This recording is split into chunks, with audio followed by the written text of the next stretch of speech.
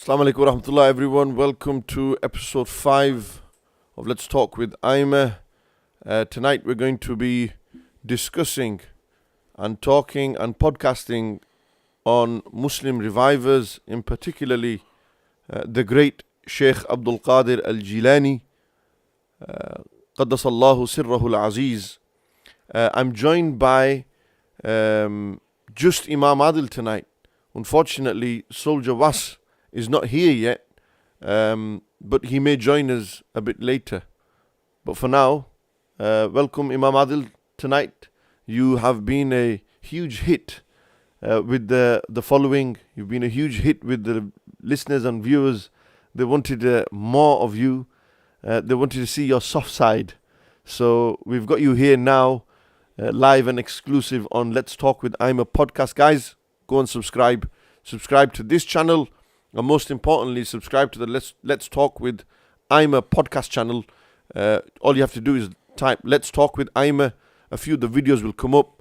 Click on the channel link, subscribe, and then click the bell button.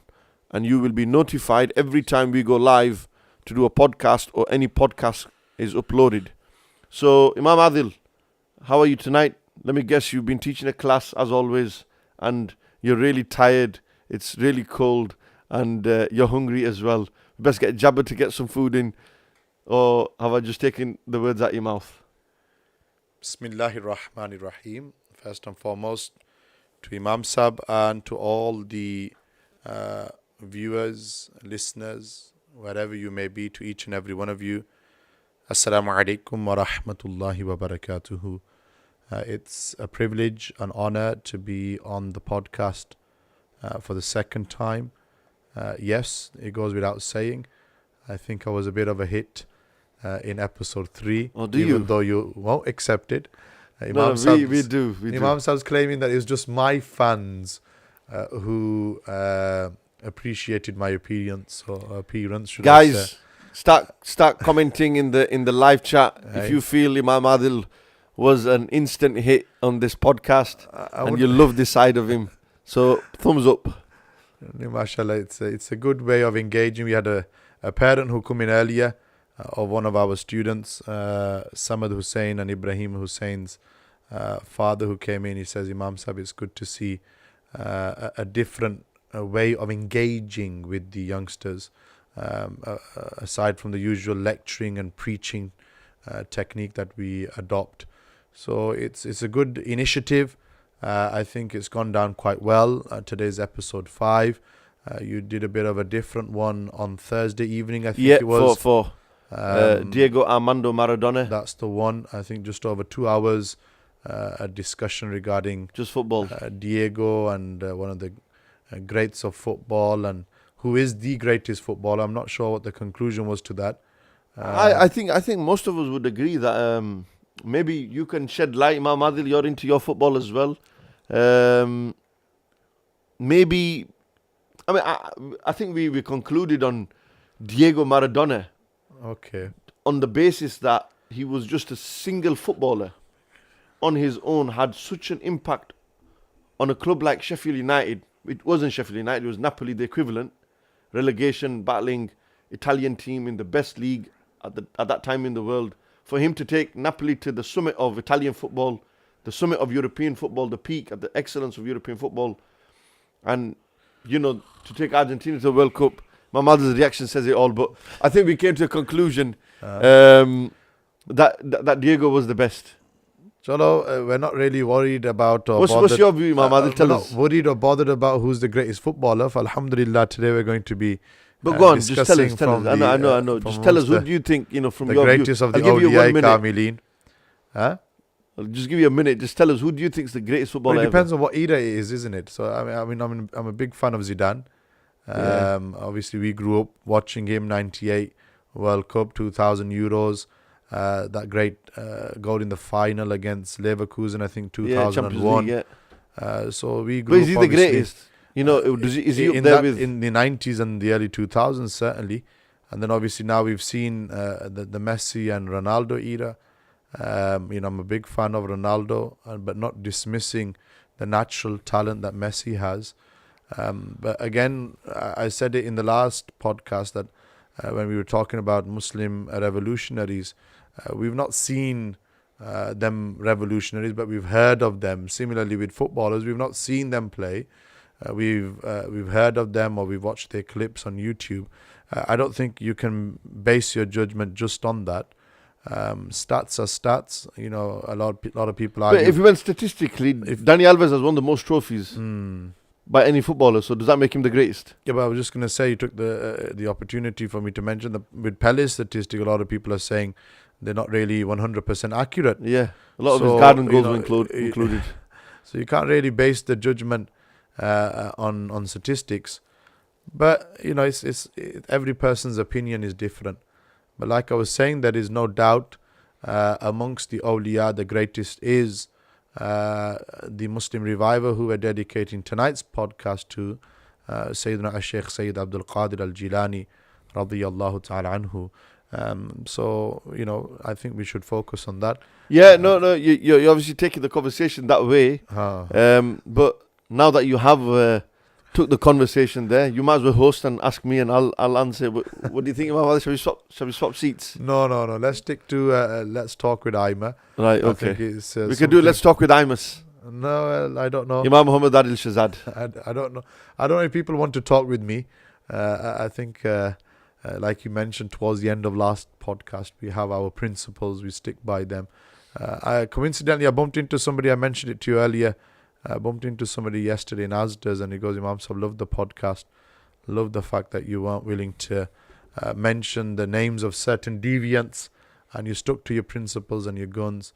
So yeah, you know, whether you accept it or not, we've got some really good Imam feedback. Adil, you know, we all hold those views. Whatever, I share the absolute same sentiments, but it's a name. I mean, if we can mention Diego Maradona's name, who's not a Muslim at all, you know, we can. Do you know what I'm saying? We live in the 21st century. You know, I don't really know what you're saying. You do. You know exactly what I'm saying. But nevertheless, we leave that for another discussion, another topic on another day. Inshallah. You know, I do play, you know, the dual role. The dual role. And it's good. I believe in order to get answers, and tonight you're going to really be tested, I'll be honest with you. I'm going to be playing the other side and fighting questions from different sides and angles, because you're right. I think podcast, this is probably the new way forward to educate people. You know, there's the preaching, teaching methodology, and then there's the podcasting, teaching methodology. And, you know, methodologies evolve over time. I can only talk about myself. You've obviously seen this as well. 10 years ago, packing mosques out was the big thing. It was the hype, the social illnesses, these topics that I spoke on, for example. Then over time, we've seen that the Mawlid, that grew. So the masjids were packed at the time of Mawlids. And now with the COVID, everything seems to have gone online. And podcasting, you know, we get in on average 200 people across the 5 episodes. We've had on average 200 odd people tune in and watch, you know, the podcasts. You know, we've had nearly 15,000 views. And that's just in the last 5 episodes. So I agree with you. I think podcasting is a way, and there's been a lot of people who have supported and you know, shared the sentiments. I've been out driving about and stuff, and you know, as I've been out driving about and stuff, you know, people have stopped us. Once we were driving and somebody stopped in the middle of the road and says, you know what, I enjoy watching your podcast. And he goes, look, I've never been into this stuff. People, it's a different style and method of getting the word across. And you know, I think it's something really important. I think it's something really, really innovative. And it's the new way forward. And I just think that things are going to be, you know, it's miraculous. As miraculous as Mr. Soldier was turning up and sitting next to you. Where has he popped out from? Ladies and gentlemen, look who's here. Sorry, I'm late. Wow, how did you just land better late than never, I say. It's one of them ones. You see me here, you see Bari me not. khushbu yeah, mashallah. Bas Janab, Looking alhamdulillah. the part today as well. I was feeling the Sufi vibe, obviously. My first topic on the podcast, that's obviously got an Islamic nature to it as well. Yeah, Well- guys are saying, "Oh, what does Was know about this?" And but you're gonna see a different side. He's gonna actually. I want Was to throw questions at Imam Adil about the modern day. No, because obviously I'm not in your seat. If I was sat in your seat, I'd love it. But So you did offer me to sit in your seat, so I've no one to Angle really numbers blame but does, you myself, know. no, but just experiences that you've seen and stuff. When we get to that point of the conversation, you'll see Was will ask questions like the darbars. A lot of these Sufistic traditions and what is this and saying that let's begin. Obviously, this is the Muslim revivers. You can say an offshoot of Let's Talk with IMAH, Muslim revivers series. And who better to start with than the great Qutb, Sayyidina Abdul Qadir, Muhyiddin Abdul Qadir al-Ghailani, pronounced Ghailani and Jillani as well. And saying that, Imam Adil, before we get to the great sage, the great saint of Allah, the great man of Allah, the saintly figure who is so, glorified and so mesmerizing when we read his stories and we study his life, he embodies a specific tradition within Islam. And this is just an introduction for us to lay into.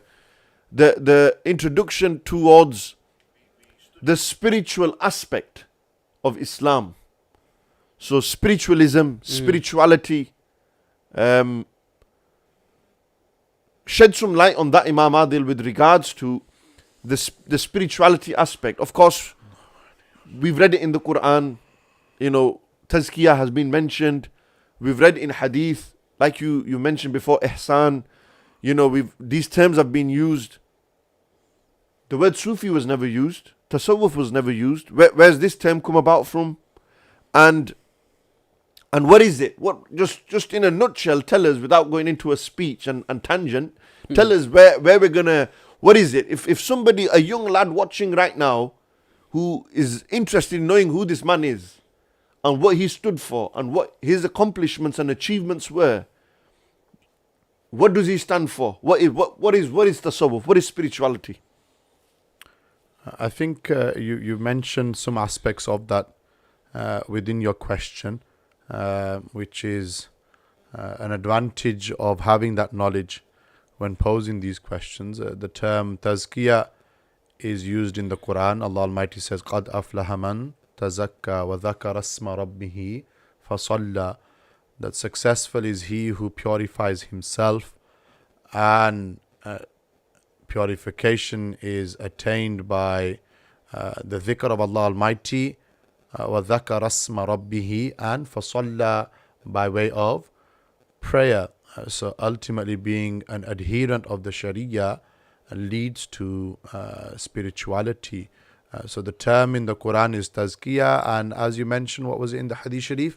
Ihsan, yes. When Jibreel alayhi salam came and asked the three questions, or it was 5 in total.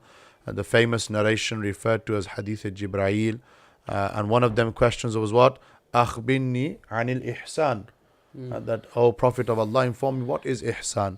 And the Prophet ﷺ responded by saying that you worship Allah Almighty as though you see Him, and if you can't see Him, then know that He sees you.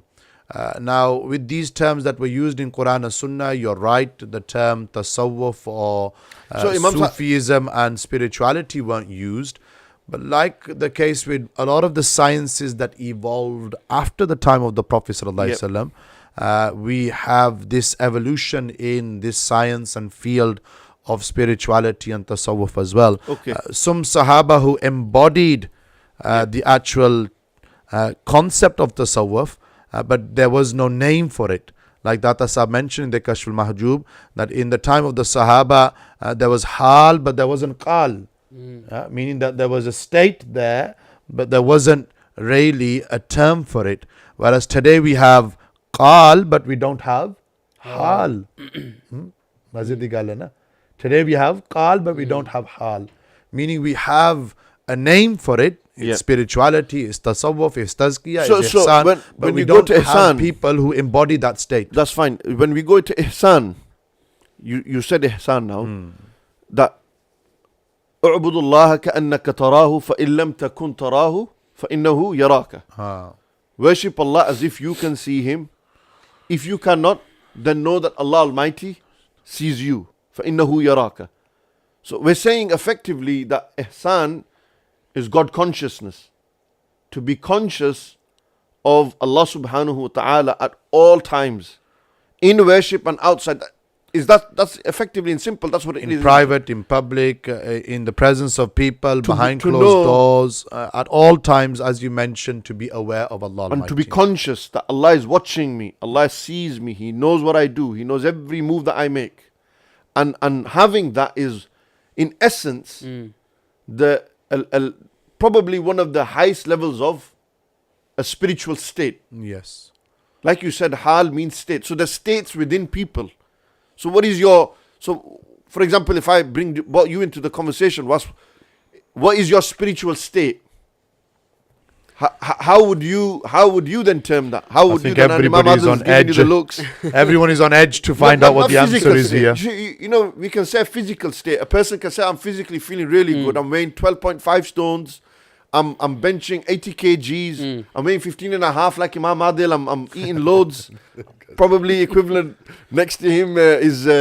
I'll stick to the 12 and a half stone you mentioned. I'm not going to argue I was actually worried about the state of the sofa today. Do palwan ek jagah baithe us din. Oh, we chaudhary alhamdulillah. Na suba bara tajrbe Allah bhai. Oh, end par koi pata nahi kya halat ho. Bade bade end par pata nahi koi. But so we know physical state. We know mental state. We know financial state. You know, I'm mentally all over the place, but I'm rich. Like a lot of celebrities would say. Mentally they're not there, but they've got loads of money. Then you've got guys who's financially not there, but mentally they're going strong. It's going good. Then you've got guys who are mentally there, financially there, but physically they can't move. They're ill. What good is that money? What good is the mental state when physically you can't do nothing? And then you've got people whose spiritual state. Now, tell us, if somebody asked you, for example, whilst I'm putting you on the spot here, putting the light onto you as well, that if somebody asked you, don't tell us your financial state, don't tell us your physical state, don't tell us but tell us what's your spiritual state. How would you explain that? I think now at this moment in my life, I'm probably the best time for me to answer this question. Because if you asked me this question maybe 3 or 4 weeks ago, it would have been very, very different. But the point that I'm at now, I can now tell the difference between having some sort of spiritual foundation where you can acknowledge that there is some sort of spirituality there, and the difference between having it and not having it. Now, you mentioned all these different states that people have. There's the mental state they're in, the financial state they're in, the spiritual. I believe that the spiritual state is the core one. If you asked me directly, where do I think my spiritual state is at right now, in terms of iman, in terms of belief in God, you know, we can't see God. So when you explain to a child that something exists but you will never be able to see it, they might not be able to kind of comprehend that, you know, those factors that something like this exists.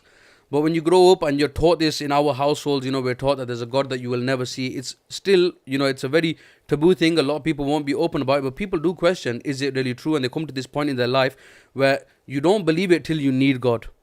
And when you reach that spiritual state where you believe that there is a being that I can't see, but I'm reliant upon, that's when you can feel that you build on that spiritual state. You know, I'll be very, very open. In terms of spirituality, alhamdulillah, you know, I've read Naats my whole life. My, you know, family, everyone, I've sat with you guys. But, you know, on an individual basis, not everybody is that spiritual. Not everybody, you know, it's when you're by yourself that you know what your spiritual state is. You can't be everybody can sit in the lads and, you know, and talk about God and talk about Allah subhanahu wa ta'ala. But when you're by yourself and you really think about Allah, that's where you know where your iman is and where your spiritual state really is. And where you stand. And where you stand, exactly. Like, so you're saying your spiritual state right now is so much better? So much better. Because 3-4 weeks ago, you had an experience, you went through a problem, a situation where you had to find Yeah. your connection with Allah Jalla wa Ala. Yeah. When you found this connection with Allah subhanahu wa ta'ala, it's continued, and now you're feeling so much better Of course. Yeah. and spiritually connected. Yeah. But it's a state. States don't last long. No, but what it's done You're always in and it's- out of them. It set me a reserve, because what I went through, what was going through my head, the only thing that could fix that for me was my spiritual state. It wasn't good enough.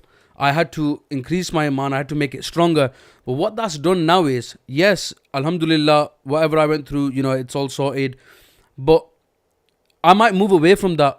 I might move away from reading my namaz. I might move away from all these things. But I know, whereas I didn't before, that if I ever reach that low again, then that's the point that I need to reach back to. So it's about having that knowledge. It's knowing that reserve is there. Yes, you might, stray away from it. Your spirituality might take a hit. Your belief in God you might start lacking in some places. You might start questioning certain things. But when you reach ultimate peace through that thing, you know that no matter how much you move away from that, to come back to peace, you need to strengthen that again. So what it's done for me in this, last few weeks, is it set me a reserve. Alhamdulillah, I'm on it. If I ever move away from it... No, I think reserve is the wrong word. What you're trying to say is probably set you a benchmark. A benchmark, yes. Your benchmark has been set where you think, okay, you know what? I'm in a good place now. Yeah. If it drops, I know what I need to do to get back to that good place. So that's understandable. But then, obviously, bringing Imam Adil back into the conversation, we know you said that it's having that spiritual state, being in the state of spirituality. Just I want you to elaborate a bit more. So you mentioned a few names of Sahaba like Sayyidina Abu Dhar al-Ghifari, radiyallahu an. I was going to mention the Right, names, okay. but now you're going to mention them. Yeah. But these are pioneering or standout companions who excelled in this field and science. And essentially true embodiments of spirituality, which is what we're talking about today. So, but all the Sahaba were spiritual. Yep. You know, we can't knock the spirituality of any companion. They were in the presence of the greatest guide, sallallahu alayhi wa alihi wa sallam. There's no greater guide than Nabi alayhi salatu was salam in the creation of Allah Jalla wa ala. And to be in his presence, they were taught by the best, sallallahu alayhi wa alihi wa sallam. But then, somebody might say, but it never, they've evolved this and gave it terms and they've changed the names. How's that? Give us another example. Like a name comes to mind, Sayyidina Abdullah bin Masud was excelled in the science of jurisprudence, mu'amalat and ibadat. And Sayyidina Abdullah ibn Abbas was excelled in tafsir, commentary of the Quran. How did that then take evolution to then develop into sciences? Those ulama who came after them, be that in the time of the tabi'un or itba'i tabi'in, they were then given the task of formalizing and systemizing these great sciences, which may not have had their terms in the time of the Prophet ﷺ, but certainly they gained some sort of identity after the time of the Prophet ﷺ. So the sciences such as sarf and nahv and balagha and all these falsafa, for example, then we have mantiq, and similarly sciences in relation to ilmul kalam, aqidah. These sciences developed after the time and the period of the Sahaba Ikram. Remember, their primary aim was to spread Islam. The great battles that they took place or took part in, should I say, in the 10 years of the life of the Prophet ﷺ in Al-Madinatul Munawwara, and then after Nabi Sallallahu Islam's Dore Zamana, Dore Khilafat of Sayyidina Abu Bakr 30 years Siddiq, of... you alluded to it in the last podcast, the great triumphs of Sayyidina Umar Farooq radiyallahu ta'ala anhu, how they reached as far as modern day Azerbaijan. So their priorities were different to how the priorities of the generation that came after them were. But like we mentioned, like Sayyidina Abu Dhar al-Ghifari and Hazrat Shuaib Rumi and Hazrat Abu Huraira radiyallahu ta'ala anhum and many other Jalil Qadr Sahaba Ikram, all of them in reality, all of them practiced and embodied and epitomized what we would today refer to as a Sufi, because they actually lived and breathed tasawwuf from the Prophet ﷺ. Like you alluded to, the Nabi Sallallahu Alaihi Wasallam was the ultimate murshid and the ultimate guide, and Nabi Sallallahu Alaihi Wasallam gave them the blueprint of how to live their lives, not just two-dimensional like we now, who we have people, and we're going to come to this later, deniers of tasawwuf, who say bas ji namaz paro, Allah Allah karo, that's it, and make our religion black and white, two-dimensional, when in reality, in light of the hadith shri we alluded to earlier, it's not two-dimensional, but it's three-dimensional. Iman, Islam and Ihsan, which is the term that is used. And sometimes what we find is that in the discussions of how the Sahaba Karam were in their lives' time, it becomes difficult to actually accept that or get our minds around that, because we're using what's around us today as a means of comparison, and that really can't do justice to it. That's what the issue is in regards to this. So we see that the first, let's say, the Prophet ﷺ's life, 10 Hijri, and then from there onwards, the 30 years of the Khilafat, up to, let's say, the first 50 years after the Prophet ﷺ left this world, it was, a lot of the time was spent in establishing and strengthening the foundations of Islam and entering into new territories, and it was these campaigns that took place. Yarmouk, Yamama, the first navy of the Muslim that went across the sea towards Istanbul, Constantinia, and so on and so forth. So that was what it was, that's what was effectively the companions and those after them spend their time upon. And then after that, we see the emergence of big imams like Al-Imam Al-A'zam Abu Hanifa, Imam Dar al-Hijra Malik ibn Anas, Sayyiduna Imam Nasir al-Hadith Muhammad ibn Idris al-Shafi'i, and the Imam of the Ahlul Sunnah Ahmad ibn Hanbal, and all those in between, Sufyan al-Thawri, Sufyan ibn Uyayna, Abdullah ibn Mubarak, Imam al-A'mash, Sulaiman al-A'mash, Imam Lays al-Samarkandi, Sa'id ibn Musayyab, Sa'id ibn al-Musayyab, and Hasan al-Basri, yes, all these great men, scholars, the direct students of companions. These guys were, these men were the ones who then established and focused their attention not on the battlefield, not on conquering, not on taking over land. Rather, Islam has been established in Iraq. Now we see the emergence of... That actually brings me to the point where, and you've alluded to this many a times, I remember one of the speeches you delivered, I was there by chance, many years ago, to the police force in Bedfordshire, that you delivered the bayan on jihad, and the word jihad comes from the word juhud, which means to struggle and strive, and we know that jihad is of how many types? Two types. I wasn't at that speech. I thought you might not. I wasn't at that speech. There are two types. So you have al-jihadul akbar and al-jihadul asghar. So even within the ta'limat of Nabi Sallallahu Alaihi Wasallam, this concept and tarbiyat of tasawwuf and spirituality was being done when the Sahaba returned from the military expedition, and Nabi Sallallahu Alaihi Wasallam said that you've returned from the lesser jihad to the greater jihad. And the Sahaba were mind baffled by this, and Ya Rasulullah, how can it be the case that you're saying that we've returned from the lesser jihad to the greater jihad? And Nabi Sallallahu Alaihi Wasallam said to them that Al-Mujahidu man jahada nafsahu fi ta'atillah, that a true warrior is the one who struggles and strives against his own nafs and makes it subservient to the will of Allah Almighty, obedience, and in the obedience of Allah Almighty Jalla wa'ala. So this concept we see within the ta'limat of Nabi Sallallahu Alaihi Wasallam. So it's not just the terms that we mentioned at the beginning of the discussion, tazkiyah or ihsan, but we see within the ta'limat, because you were touching upon military expeditions. So within the teachings of Nabi Sallallahu Alaihi Wasallam, we see this being done.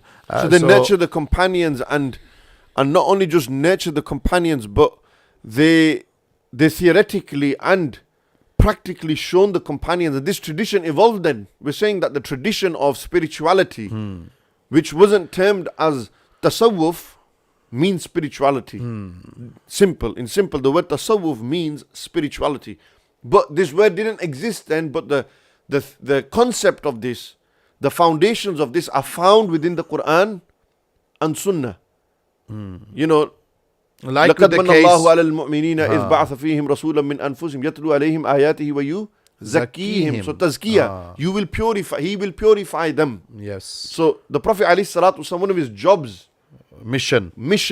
one of the jobs that Allah Almighty gave him was, the mission that he gave him was, not only are you going to teach him the book that I'm going to reveal upon you and the wisdom which you so well have been given by Allah Jalla wa Ala, by myself. Allah Almighty is telling Nabi alayhi salatu wasalam that you're going to purify them. You're going to purify their hearts, their eyes. You're going to cleanse them. It's cleansing, spiritual cleansing. So we understand that, and then, like you said, Jihadul Akbar, Jihadul Asghar, and it continues, and we see the likes of these great Imams. So who came? So Imam Abu Hanifa, Shafi, Malik, Ahmad bin Hanbal, we know that these are the four great Imams of jurisprudence, the schools of thought. But that does not negate the fact that they were also Imams of Tasawwuf. They were also Imams of Aqidah and Aqaid. They were also Imams of Sarf and Nahav and Ahadith. You know, that's often an objection laid against Imam Abu Hanifa, that he didn't do much work in the field of Hadith Sharif. But he did. He had his own collection of Ahadith Mubarakah, the Musnad of Imam Abu Hanifa, which very few people know about. So it's wrong to say that if somebody excelled in the field of fiqh, that they can't then also excel in the field of tasawwuf, spirituality, or in the field of aqaid, or any other aspect or dimension of the deen like and this. I think that's a very good point, because when you study the life of Imam Abu Hanifa, though today it's not about Imam Abu Hanifa, and we'll dedicate a podcast to the great Imam in this Muslim Reviver series. You know, when you look at Imam Abu Hanifa and his spirituality, an example of his spirituality was, and this is a known fact about, and from very reliable sources, that for 40 years, Imam Abu Hanifa had the same wudu from Isha till Fajr. From Isha namaz till Fajr, for 40 years he had the same wudu. Meaning, he did not sleep at night. If you go to sleep for a moment, your wudu breaks. Yes. And he didn't sleep at night for 40 years. So what did he do at night for 40 years? People were at home sleeping. He taught during the day. Right? And then, what did he do then? So he spent the nights in the worship of Allah subhanahu wa ta'ala. This tells you his spiritual state, the level of his spirituality. So if somebody asked you, what's your level of spirituality? And you say, I read my tahajjud. I'm sahibu qiyam al-layl. I read tahajjud salah. That's a very high spiritual state. That person must be very spiritual. If you can wake up at night when the rest of us are asleep, and you can connect with Allah. That's one part which I think because of the day and age that we live in, and this is not knocking Imam Sahib on his point, and we're in the social media era, we have to reveal what we do in order to show our spirituality. Of course, yeah. Whereas the men of the early period, early Islam, where we've started the conversation, Sahaba Ikram, Tabi'een, Itba'i Tabi'een, they didn't have to reveal their state of spirituality. If I'm not mistaken, they would stand and pray all night, and there was a young child, one of their neighbors, a child who would see them praying, and one night he thought it was a tree. Such was their level of concentration and focus, and correct me if I'm wrong, and essentially one night he wasn't there, and it was the father of the child who said that he's left the dunya. So they didn't have to tell people about their spirituality. Today we have to post it on Instagram, or the one that I use often in my speeches. I know I'm not on a speech mode today, but people take a snap and they'll put it up on their Snapchat of them being in the masjid, and then they write the caption, Rug life, not Tug life. I've never seen that. I've never heard that. You've heard it now. You've You've heard. I've actually originated that one. This Jummah you'll be seeing that on my. Well, we're back on Alhamdulillah on duty. Jummahs are back on, guys. We're back on duty from this lockdown for Maulvis. We've been a bit redundant, to be honest. Na koi nikah, na koi khatam sharif, na koi janaza. As we normally. Pockets are a bit. Pockets are always full, Alhamdulillah. Kaun deta hai dene ko, muh chahiye dene wala hai sacha. Hamara be. Let me just put a disclaimer. We're not talking about Imam Adil here. If anyone assumes, he did use the word redundant. but It has financial connotation to the word I was redundant. talking in the general Just let him know he's been on furlough, innit? Yeah. Chalo, So, in many cases, very good point Alhamdulillah. about rug life and thug life. It's not about the rug we life. have to Oh, thug life, show we have to show our spirituality, and again, we can't make them comparisons of people of spirituality and claimants of the tasawwuf of today who will pull the wool over the eyes of the masses with the greats of the past. You can't make them comparisons. It's virtually impossible. I think absolutely. And I tell you what, I'm going to bring it back to football because you actually you summed the discussion quite well. You've actually, if you was to flip this to the end of the discussion, this point now that I'd mentioned and Imam Adil just mentioned, I'm just going to simplify it even more. If you was to look at today's great Maulanas and Shaykhs, can you compare them to the ones in the past? You can't. You can't measure the level of today's to that level. Today, I don't want to go on a tangent and say Kalandar Dohran and Ghusul Varan. They give all these titles. We give huge titles to our Peer Saabs and our Shaykhs and our Imams. Oh, he's the great Imam of our time. No doubt. Of our time, he's probably the great one. But when you put that in comparison to Habib al-Ajami, or Hassan al-Basri, or Bishr ibn al-Harith al-Hafi, or Imam al-Junaid, Junaid ibn Muhammad, or Sadi al-Sakati, or Ma'ruf al-Karhi, or these guys, man. There ain't no comparison, G. There ain't no comparison to Al-Imam al-Azam Abu Hanifa or Ghazali or Just these from a guys. local opinion kind of thing, isn't it? Do you not have to kind of define greatness based on the era that you're in?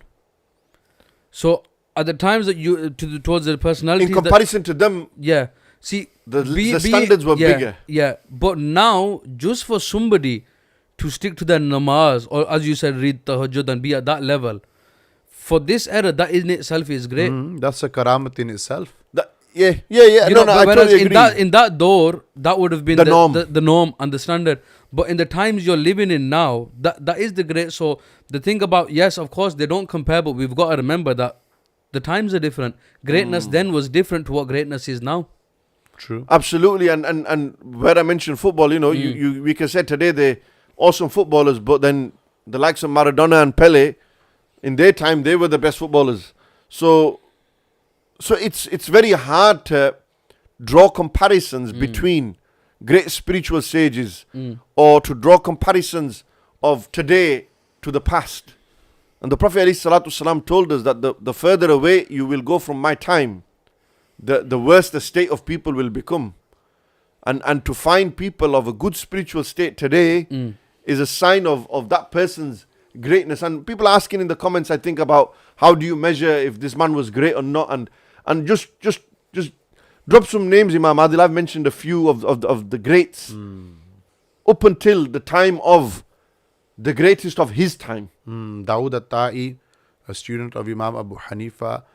Similarly, Abu Bakr al-Shibli, Ma'ruf al-Karhi, who you mentioned, Abu Bakr al-Shibli. Ibrahim bin Adham, like this, Dhunnun al-Misri, radiyallahu ta'ala anhum. All of these are great Sufiya, Gnostics, from amongst, and the saintly men from amongst their eras and their time. So did they spend their time in the science of hadith and fiqh and these things? Or It goes without saying. But what did they focus more on? One cannot attain tasawwuf and spirituality and the rank of a Sufi without first being versed in the Sharia.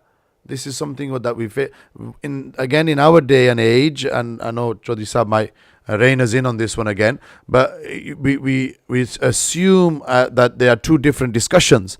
That a Sufi is Sufi, the one who sits and does dhikr all day and reads his 5 daily prayer, and he might be sahib tahajjud, and an alim is an alim. But the reality is that one cannot attain spirituality without being first an adherent of Sharia. Yes, Yeah, that famous story of Hazrat Junaid Baghdadi from the early period comes to mind. An individual heard that he would fly in the sky and walk on water. So They were karamas. the karamat, and no doubt he did. But when he came to Baghdad and sat in his company for a few days, he didn't see any of that.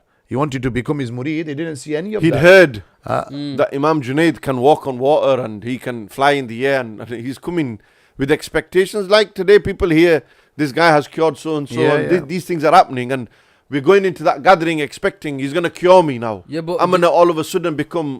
تو میں وہ واقعہ مکائی ہونا تو پھر اگے گل ٹوڑنے آ باقاعدہ when they sat in their company for a few days they saw none of the things that they had heard about, no flying in the sky, no walking on water.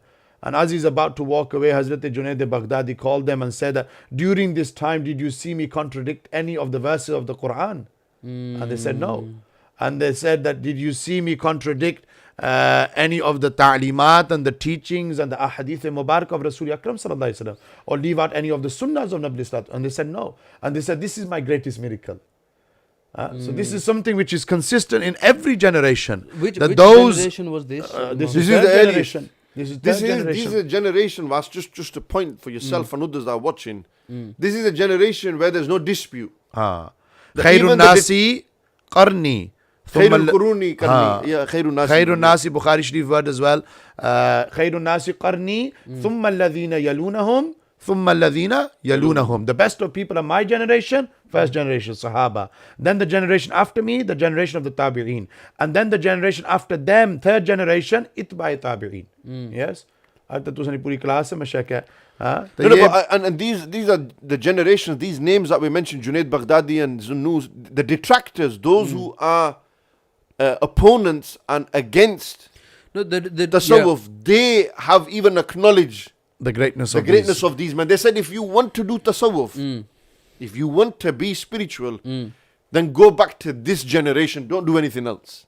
So there's no dispute in what we're mentioning the here. reason why I'm asking what generation it was, because I wanted to know the difference in generations in terms of how they defined somebody who's a Sufi, somebody who's a trustable source. And I was going to make the point before Imam Sahib started the what they were saying was, we today have made it our kind of standard that the only one who's true is the one that can show us something physically, the one who walks on water.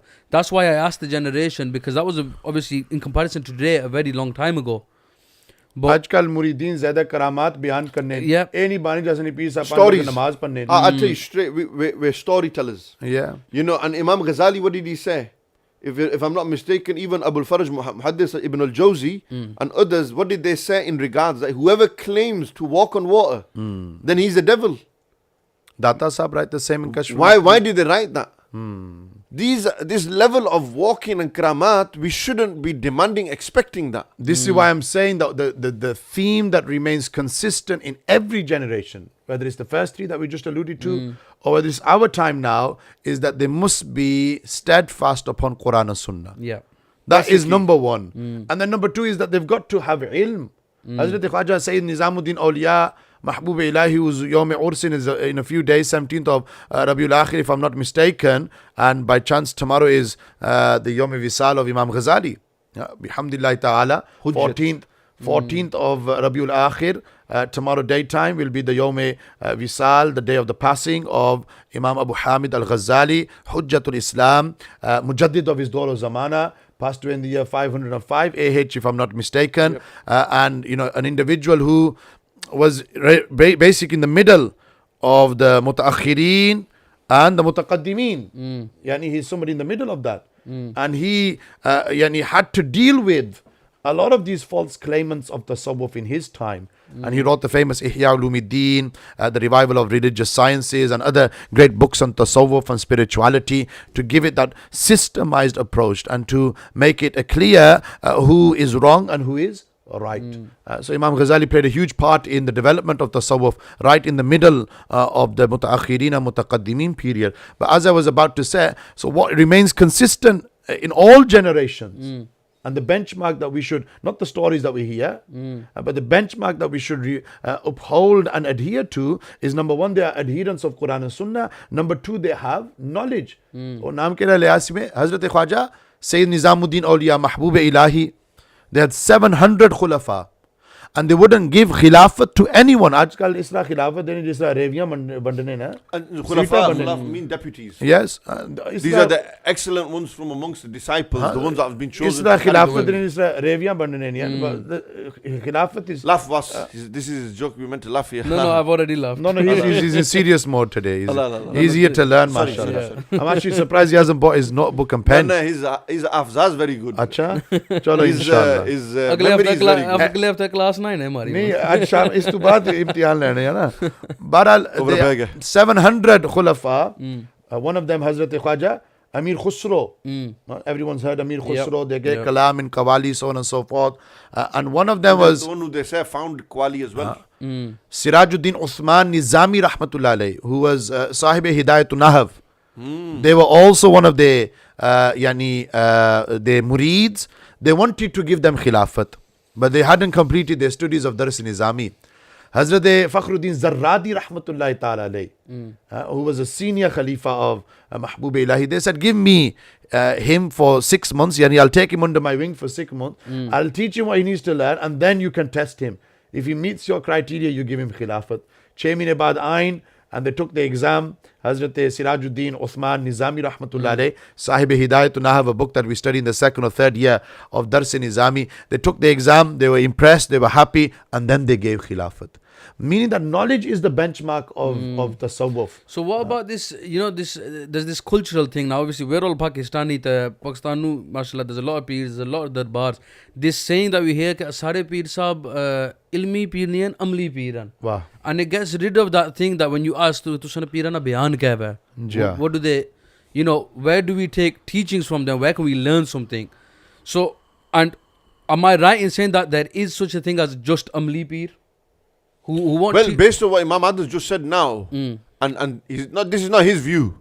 Bearing in mind what Imam Adil or myself are mentioning here, this is what we've read, this is what we've studied, this is what we've learned, this is what the aqwal of our Salaf and the Aslaf were. And when you take that into account, a person can say, yeah, I practically embody Islam, and that's it. The argument is, well, if you're practically strong in your deen, then that practice has come from sound, grounded knowledge. Do you understand? But today we expect that, so-and-so guide or so-and-so, Shaykh, he's big because of how many murids he's got. Or because of how many murids his grandfather had. Like he said, the benchmark ain't that. The benchmark is knowledge is the first step. That you are proficient and sound in your seeking knowledge. And Imam Malik said that. Man tafakkaha wa lam yatasawwaf faqad tafassak. And then he also said, the one whom has studied but has no spirituality, that individual is misguided. The one who has spirituality, the one who has spiritual, وَمَنْ تَصَوَّفَ وَلَمْ يَتَفَقَّهْ فَقَدْ تَزَنْدَكْ. Whoever is spiritual but has no knowledge, that individual is deviant, he's heretical. He said the one who has man tasawwafa wa yatafakkaha, the one who's studied and has spirituality, faqad tahakkak, that individual has made it. He is the one on the right path. He is on the path of guidance. Just on... So, you need to have knowledge, and without knowledge, Mare Peer Sahab Bare Amali and Maghrib time, you ain't even getting up to pray Salam. आजकल बड़ा trend है amongst subcontinent, Indian continent Peer Sahabs जा बैठे दीना विच ताने जी सब पढ़ने नमाज Medina which. I'm sorry if I'm mincing some of my words. No, मैं समझ लगी कि तुसी किहड़ी गल कीती है. अमली क्या यार, if I was to give a practical example, DVLA will not give you a driving license until you've done theory and practical. Absolutely. So your theory is knowledge, sitting with the ulama at their feet, Yeah, आजकल ना knowledge नहीं that's at the screen and study from the University of Google, the Maulana Facebook, the Shaykh Twitter. I know Imam Sir told me not to go into speech mode, but दौरान बयान थोड़ा मुझे बाकायदा इसलिए कि दौरान बयान हो जाता है. हाँ वो तो फिर एक inevitable है ना. वो मौलवी साहब की mic दियो ना, they call it microphonism. वो सन एक बीमारी है. We go into natural mode. तो knowledge is theory and then amal, as you were saying, that is practical. So once you have theory and practical, then DVLA will give you driving license. So if you don't have, how many years did they say that it took them to understand and memorize Surah Al-Baqarah? Memorizing one thing, understanding. They go, we didn't move 10 years, we were on Baqarah. Meaning, just to understand and implement that. You know, we need to, when we've studied something, we need to implement that. The implementation of knowledge is key. You know, like he said, you know, you can't get a license. You're not licensed until you've put it into practice. Dauta, he studied for how many years? And then he goes, they go, why are you not going to make your school? You studied with the best teacher, Imam Azam Abu Hanifa. He says, no. Because I prefer the saintly life. I prefer the simple life. So he spent his entire rest of his life acting upon what he learned. You see, there's 2-3 types of land. There's a land which you irrigate and that land bears no fruit. Irrigation here means to learn, studies. But he doesn't act upon it, that land is futile. It doesn't give no fruit. Then there's another piece of land where you irrigate, you water, the crops grow, it starts, but nobody takes the fruit, but that land benefits from the fruit. That's a person who studies and only benefits himself. Then there's a piece of land which you irrigate, you give water, you give everything, it starts to give fruit and others come and benefit from the fruit. That's the example of that person who studied and then gives out that knowledge. See, knowledge is the first step. Yeah, ilm being the first step. Now, ilm is what you know as an individual, and amal is what other people can see. Yeah. Now, my question is that if I'm looking for a shaykh, or say for example, somebody wants to differentiate between who is really good and who is, you know, on their own vibe. Because amal is all we can see. What ilm somebody else has got, what knowledge you have got, I cannot physically see on you up until you speak. So my question is that the person who's got the ilm, but then they decide that the amal side of it is going to be to themselves. Like you mentioned, the crops, they're not going to give out to the community.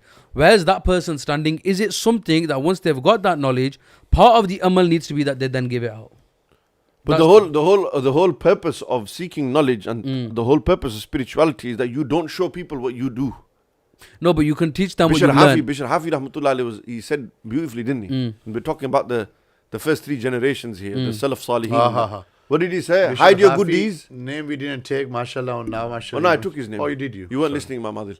I did take. How can me, of all the people, miss the name of Sayyidina Bishr on that? The man who, you know, so he took the name again. Alhamdulillah, iman taza ho gaya. You know, this one guy, man, you don't know, bro, how great he was. Just level of this guy. You know, his story is just his story is life. You would have heard their story. They were in a state of drunkenness, saw a piece of paper, picked it up. Yes. Famous story. Yes, and then Imam Ahmad bin Hanbal would sit in their gatherings. On the mountains of knowledge, like Imam Ahmad bin Hanbal sit at the feet of Imam Bishr, then you know that man has something in him. Yes, and he's an embodiment of the tasawwuf and spirituality. And what did he say? He said, hide your good deeds just as you would hide your bad deeds. But that's a level of sincerity and action that... You know, how you hide your bad deeds. It's not understandable in today's door. In today's door, you wouldn't... नहीं, आज का social media का दौर है यार. You know, today, it's more of value show more. To show that you're a Sufi rather than be a Sufi. Yeah. You know, it's mutasawwif. One thing I want to throw in here... one thing I want to throw in here, that a true Sufi will not tolerate any form of insult against the Prophet sallallahu alaihi wasallam. Yet that tasawwuf nahi, that you stay in your astana, you stay in your darbar, you stay in your kamra, like Amirul Mujahideen would often say, उत्थे भी तुस अपनी तस्वीर रोलो तो बड़े बड़े dignitaries तो बड़े बड़े इस तरीके नाल वज़रा अच्छन तो representatives of tasawwuf when in reality the honor of our Nabi and Rasul, the enemies founder of Islam are dishonoring the Prophet sallallahu alaihi wasallam. Us tasawwuf na kya fir fayda? The greatest Sufi, Dalil. Imam Sahib Jazbat. The greatest Sufi was who? Imam Sahib may have his own Maulai Kainat, de maqam wa martaba wara'ul wara. Yes? He is Shenshai Vilayat, there is no doubt in that. But the great Data Sahib. Imam Sahib is a podcast. Please refrain from raising your voice like this. He just dislocated my shoulder. Mawzu aisa hai. Mawzu, you bring me on these topics. Don't bring it to the pump blood you is up, boiling man. in my body. That's Greatest fired. Sufi was who? Data Sahib mentioned in the Kashful Mahjoob. Afdalul Bashar Ba'dal Anbiya bit tahqiq. Yare ghar yare mazaz Ijma' of the ummah. Sayyidina Ijma' of the Abu ummah. Bakr as-Siddiq radiyallahu. Greatest Sufi. And when he came to the Aqidah of the Khatm Nabuwwat of Rasul Akram Sallallahu, did Sayyidina Abu Bakr as-Siddiq remain the silent? Sahaba? Did he remain, because in Dawr Khilafat he was Amirul Mu'mineen, Khalifatul Rasul. He led Did from he the remain? Did he remain silent? Did he not dispatch an army? Did they not fight against Musaylimah Kazzab? So the reality is what? That a Sufi can only be a Sufi when he upholds the honor of Rasulullah sallallahu alaihi wasallam. That's one aspect. और दूसरी गाल सब हमारे हैं. All of them upon Aqidah Ahl Sunnati wal Jamaat. That's very important. You said that what is the criteria of looking for a Peer Sahib? Ala Hazrat mentioned in the Fatawa Afriqiyya, if I'm pronouncing that correctly, one of the Fatawas, that Baqaida, one of the 4 conditions of a Murshid Kamil, Peer Kamil, is that they have Sahih Aqidah. Yes? Yani the Aqidah is Aqidah Ahl Sunnati wal Jamaat. Ajkal Peer Pyramid Ahneji trying to prove the Iman of Sayyidina Abu Talib, Janabi Abu Talib. Others who are saying that Sayyidina Ali is greater than Sayyidina Abu Bakr, or Sayyidina Fatima without Bator Ishara. Sayyidina Fatima is greater. Sayyidina Fatima is greater than the whole of Kainat, including the rest of the Anbiya, Mursaleen after the Prophet sallallahu alaihi wasallam. Again, without going into detail of who said what and when did they say it. So this is, you stick to the status quo. You stick to the ijma of the Ahl Sunnati wal Jamaat. And Asal Aqidah, you'll find that the constitution. Ah. There's a constitution. Big organizations, everything. This Jama'at, the Ahl Sunnah, which is the correct interpretation of Islam, it has a constitution by which we all have to uphold and follow. If you go against that constitution, then there's a problem. And if views and verdicts, there can be opinions, but those opinions are just secondary, or just they're an opinion of an imam or select imams. But it's not the constitution, it's not the principle, it's not the law within that constitution. So a man who you take as a guide to guide you in your matters and affairs has to be a man who follows the Sunni constitution, who acts upon what he knows. He does amal upon his ilm. Is a sahibul ilm.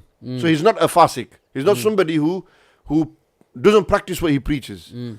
Is somebody who is Musalsal chain, hand in hand. That's the 4th one. The 3rd one, what did I just mention now? Knowledge. He has to be grounded with sound knowledge, sound belief, action upon belief, not somebody who's openly sinning and doing sins, and an individual whose chain goes back to the Prophet sallallahu alaihi wasallam without any link missing, which we'll come into the discussion of shajara and silsilas and chains and stuff. Just before we move forward, I want to pick up on a point that Imam Sahib mentioned in regards to.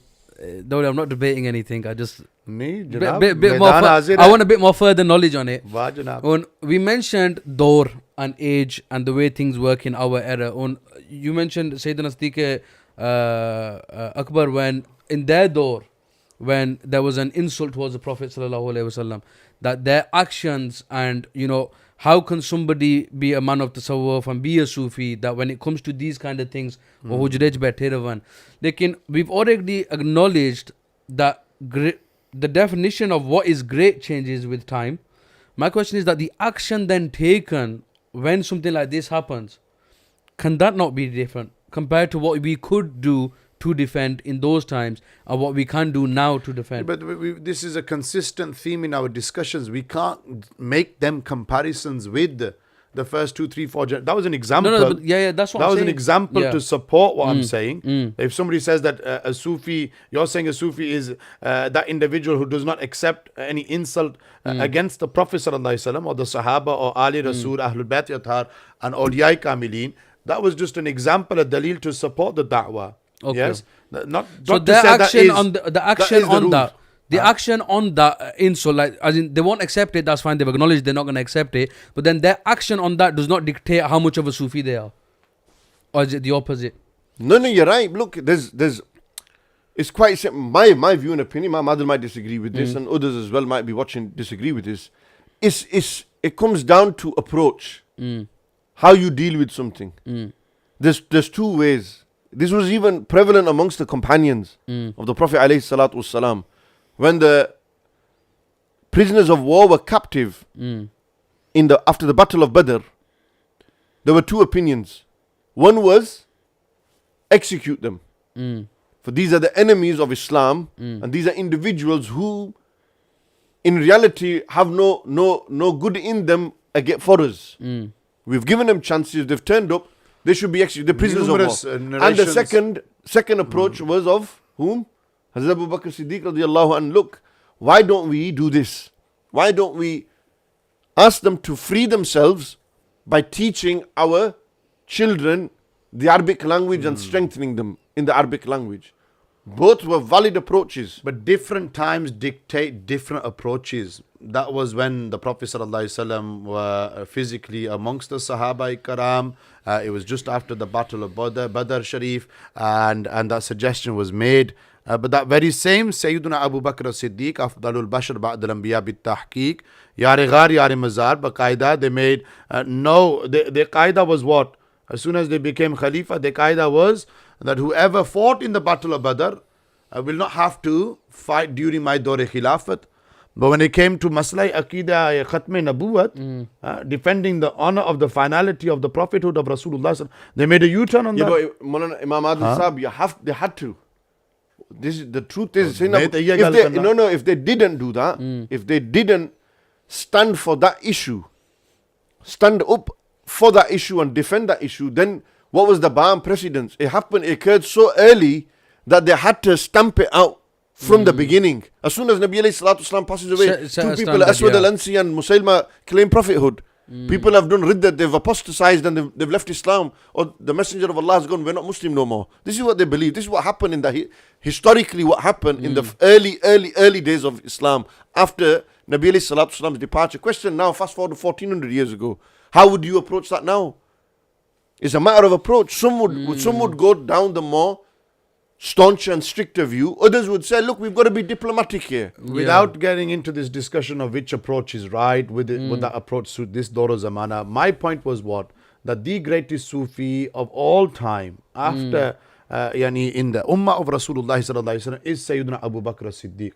And we have this evidence to support that when it came to defending the honor of Rasulullah which is a primary condition of being a Sufi. I'm saying that a person, if you go into that discussion, Peace Sayyid Meher Ali Shah Sahab, Tajdar Golra Sharif, Shanshahi Vilayat, there's no doubt in that, yes. But when it came to debating the clown of Qadian, they didn't have to take an AK-47 or take that approach. That's my point. But that's what I'm saying. Different eras demand different approaches. My point was what? That when it comes in order to be a true Sufi, we said knowledge, we said amal, we said adhering to Quran and Sunnah.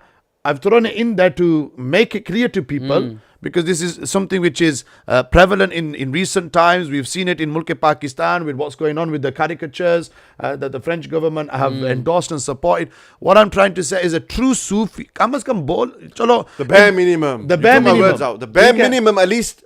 Maybe you can't do a munazara. Maybe you can't go out and fight against the enemy. The bare minimum is that put a statement up on Facebook. Yeah.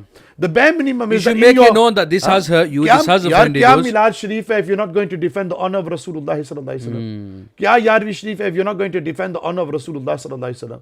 That's what I'm saying. This is a fundamental tenet of our deen. In order to be a Muslim, if you're a true Muslim, leave tasawwuf to one side even a true Muslim, you will feel the pain It's the bare minimum to feel that pain. To feel that pain. We know that it's not going to affect Rasulullah alayhi salatu wasalam because Nabi alayhi salatu wasalam is above all of this. These are the thoughts of the minds of these people. It's Nabi a test for us. But it's our. That what on the day of judgment, what face shall we show? What face shall we show to the Prophet alayhi salatu wasalam when, if this situation arose in our time, we've not gone down certain routes, but what we have done was we was vocal. Ya Rasulullah, we did not accept and tolerate. Our tolerance level was for you on this matter. And We will in not even essence, accept. And as a Muslim, we're doing ourselves a favor by putting ourselves in the position that when that day comes, we can say we stood up. Asa jitni asni kabiliyat hai aisi, we said what we could say. Yes, we couldn't. Asa munazire karne na kona sakabal, lekin we let the just world on know this we were point, offended. You know, Maulana Hafiz Khadim Hussain Rizvi Sahab, Rahmatullah alayhi, he actually excelled everyone. Yeah, 100%. He was at the other end of the spectrum of showing you. This is why you can't follow him. That's why people are telling विलायत you to, यही है ना फिर असल but not विलायत everyone can do that though. لا خوف عليهم ولا هم يحزنون, that you don't fear anything or anyone, nor do you grieve anything or any the loss of anyone. So this is what we're trying to say, that a true Sufi in every era has knowledge, is grounded in the ta'limat of Quran and Sunnah, and is an individual who upholds the honor of the Prophet ﷺ, does not accept any form of insult against the Prophet ﷺ. Asal tasawwuf and embodying the true teachings of tasawwuf, this is what we're trying to get across to our Nazreen wa Sami'een, our brothers and sisters who are watching and listening. Moving the conversation on that, we've touched on tasawwuf, spirituality. I mean, this is a topic that we can talk all night on. Moving on, we've looked at some of the great sages, some of the great Sufiya from the early generations, the first 3 generations, the Salaf Salihin. Then we come to the first 200 years involved fiqh and the establishment of hadith from 200 to 300, 300 to 400, Ilmul Kalam, Imam al-Bayhaqi, the likes of Sayyidina Imam Abu Mansur al-Maturidi, Sayyidina Abu al-Hasan al-Ash'ari. These great Imams came. Then we see that after the 400 years, we've started, scholars have emerged in this, what I would believe like a great generation, a golden generation, where Islam is now established. You know, the empires are across the world, the Muslim empires are stemmed across the world, and, you know, Baghdad is vibrant. It's now become the capital. The Muslim capital of the center of the Muslim world is Baghdad. All great scholars are studying there. All great scholars are visiting there, traveling there. You know, the fuse and barakat of Baghdad Sharif go all the way back to the likes of Abdullah bin Mas'ud and Umar bin al-Khattab radiyallahu anhum. Why? Because they focused. You know, Iraq became quite a central focal point within Muslim history there. You know, the libraries in Iraq, the libraries in Baghdad especially. And we find that in the year 450, Sayyidina Imam Ghazali rahmatullah alayhi was born. We will do a dedicated podcast to Imam Ghazali, Hujjatul Islam. And we know that 10 years after or 20 years after, 470 Hijri, Sayyidina Qutb al-Rabbani, Muhyiddin Abdul Qadir al-Ghailani, this great Imam was born.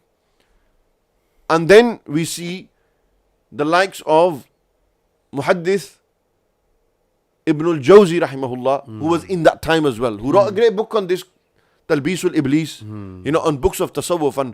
And just, Imam Adil, if I may ask, some of the great early books on this subject and science, like the just early before books. the time of Al-Ghawth al-A'zam was the time of Dat Ali Hujweri. Sayyid Ali bin Uthman al-Hujweri, Shanshay, Lahore, Data ka Mazar, everyone goes there. They wrote the famous book, Kashful Mahjoob. Yes, the unveiling of the veil.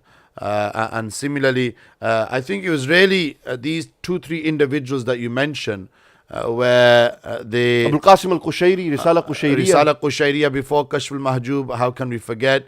But it was really these great proponents of Tasawwuf who wrote the works like Ihya Ulumuddin and other works written by Imam Ghazali. And then we have Makashafatul Qulub, Abu Talib Makki. Abu Talib al-Makki's Qutul Qulub. And similarly, then Pirane Pir wrote so many works on Tasawwuf, such as the one that we have Rabbani, here, Sirrul Asrar. Sirrul Asrar, the secret of secrets. And then we have the individuals who would come after them who also worked in this particular field as well. A contemporary of Al-Ghawth al-A'zam is who? Khwaja Gharib Nawaz, Naib Rasul Ata'un Nabi, Hazrat Khwaja Sayyid Mu'inuddin Ajmeri Sanjri Rahmatullahi Ta'ala alayh. So this became a golden period in the Indian subcontinent primarily and around the Muslim world of the emergence of these great Sufi masters and Gnostics.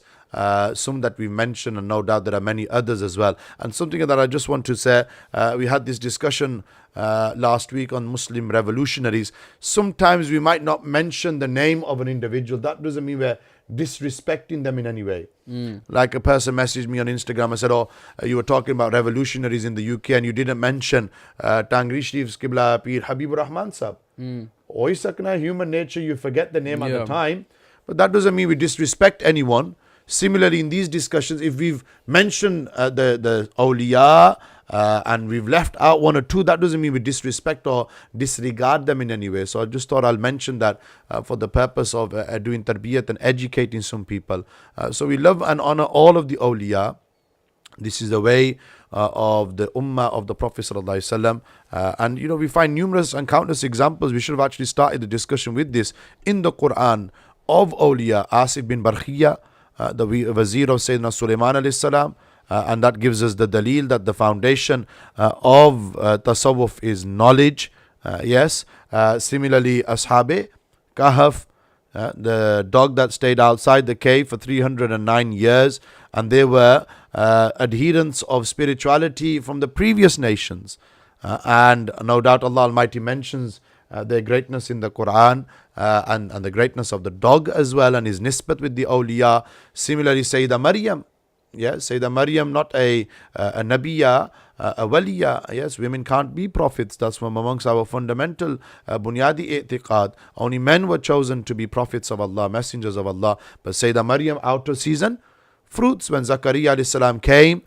So these examples of tasawwuf and awliya and the friends of Allah, and then the mentioning of the awliya in the Quran, Surah Yunus, in the famous verses, Ala inna awliya Allahi la khawfun alayhim wa lahum yahzanun alladhina amanu wa kanu yattaqun lahumul bushra fil hayati dunya وفي الآخرة لا تبديل لكلمات الله ذلك هو الفوز العظيم. So we find, and so what I'm trying to say is that those who reject spirituality and they say we don't accept in these awliya and it's all hocus pocus and patani where these Sunnis get their stories from and this, that and the other, and unna ki sirf langar na pya babaji, let's get everyone together, tell a few karama, tell a few stories, and we're going to come to this and let's have a big knees up and have a kind of 3 course langar meal.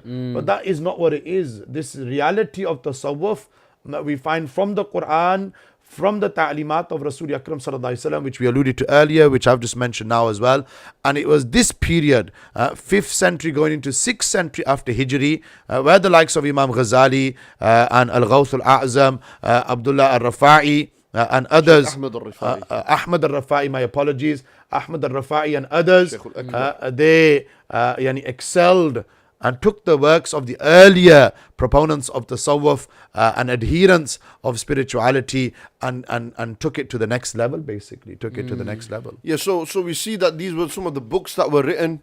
So this generation, where we're talking 5th century, it was actually a bridge between, like you said, the early times, and they were moving Islam into the new era, the new times, the new generations to come. And the scholars that stood out were the likes of Sayyidina Abdul Qadir al-Ghailani, who was an imam in the Hanbali school. He was actually an imam in the Hanbali school. Muqallid of Imam Ahmad bin Hanbal. Ahmad bin Hanbal. And you had Imam Ghazali, who was 20 years his senior. Abu Hamid Muhammad al-Ghazali, who was a Muqallid of Imam Shafi'i. Who's a follower of Imam Shafi'i and one of the great Imams within the school. He actually propelled himself. He qualified to become one of the revivers and one of the key teachers within the school as well. Then you had Ibn al-Jawzi as well, who was against some of what was happening at that time, what people said, and then later retracted. I think a lot of the early issues in relation to, I mean, we saw it, and Datasa mentioned this a lot in the Kashf al-Mahjub, false claimants of spirituality. People who were wearing the libas, wearing the clothing, but from inside they were empty and hollow. Charlatans. Charlatans, yes. Charlatans, Yes. con artists, fakes, people who look the part but are actually far from the truth. They are far from the reality. And a lot of what has been written against tasawwuf, Hafiz ibn Taymiyyah, Ibn al-Qayyim al-Jawziyah, even Hafiz Muhaddith, Ibn al-Jawzi, who later retracted. A lot of what they've wrought against this was against the innovations that were being done. It wasn't, and if you, let's just bring, say for example, Hafiz ibn Taymiyyah into this discussion. Ibn Taymiyyah, a figure who is somewhat controversial. People have a lot of difference of opinion in regards to him, his impact on what he did and what he believed and stood for. For example, take him now. He writes against a lot of the innovations that were happening under the guise of tasawwuf, spirituality. Yet he praises Sayyidina Qutb al-Rabbani, Muhyiddin Abdul Qadir al-Ghailani, like he's not praised anyone in that book. He says that I'm a murid of his as well. I'm a disciple of Shaykh Abdul Qadir al-Ghailani. So we have to understand that when people are against, they're against some of the innovations that develop within that. And we have to be vocal against that. If there's things that are happening which go against the Quran and Sunnah, under the name of tasawwuf, it needs to be spoken out against. It needs to be made clear. This is not part of tasawwuf. This is not spirituality. This is not the spirituality of Imam al-Junayd or the likes of, Sayyid al-Ta'ifa, who was the Imam of the Sharia and Tariqah. This was one of the greatest Imams. And it's very important to mention that point. Now, about Sayyidina Abdul Qadir Ghailani, a lot has been written, a lot has been said.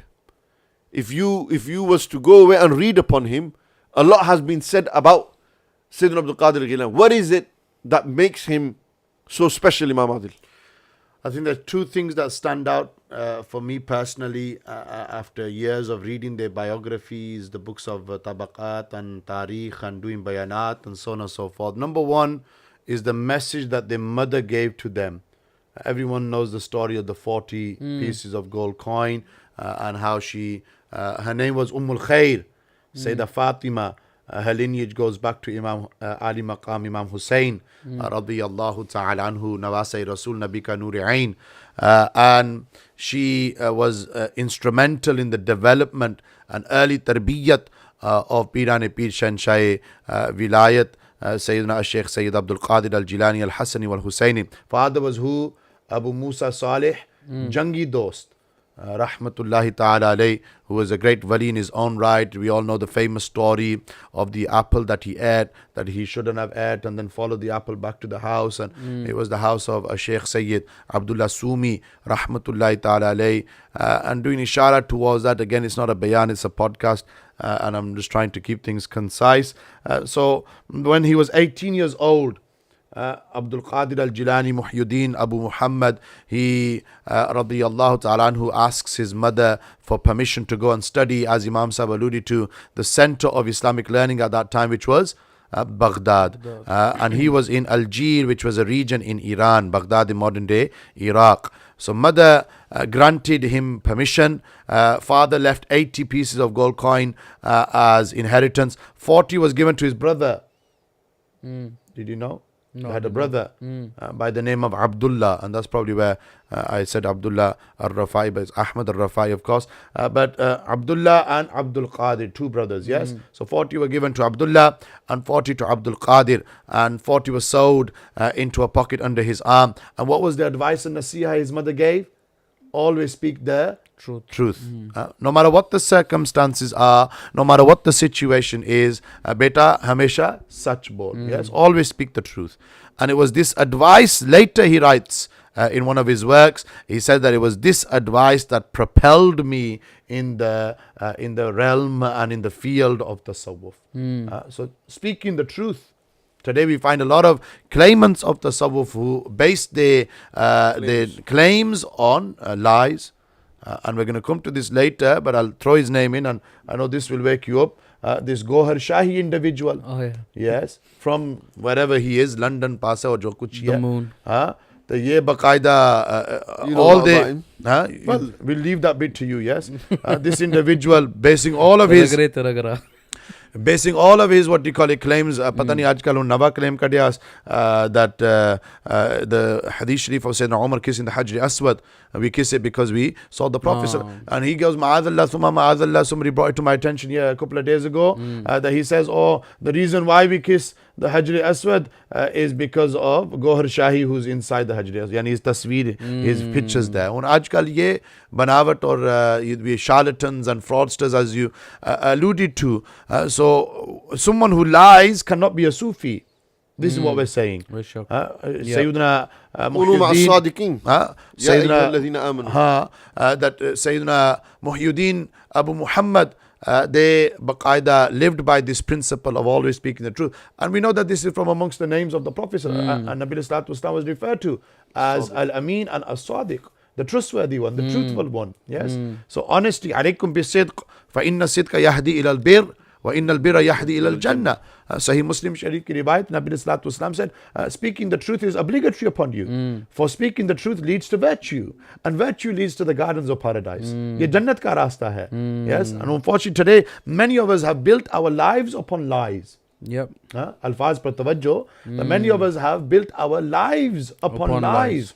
When we're filling in the benefit form, there's just by chance our pen slips and we tick the wrong box, and we convince ourselves, no, I'm entitled to it. And we all take the moral high ground when we're amongst our friends, but we're all eating benefits from the government, you know, and then we say we are adherents of tasawwuf, or we follow these great Sufiya. Following them doesn't mean just turning up to the Yadvi Sharif once a month. It means implementing their teachings into your life, implementing their ta'limat into your lives, becoming true reflections and embodiments of these great men of Allah.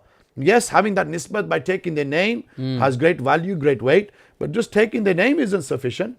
Becoming true reflections of them is what is necessary here. So the first thing that we learn, and then the famous story when they were stopped, the caravan was stopped in Baghdad. It was stopped at, just before Baghdad, a place called Hamadan. The caravan was stopped there. 60 highway robbers. They take everything that the individuals who are in the caravan, they take all their possessions, and then they come to this 18-year-old Abdul Qadir. Yes, what do you have? He goes, 40 pieces of gold coin. Where do you have it? Under my sleeve, a secret pocket that my mother. And they laughed at him. And then, long story short, they took him to the leader of the highway robbers. You've heard this story, right? And they took him to Tusai Makayur Ofir.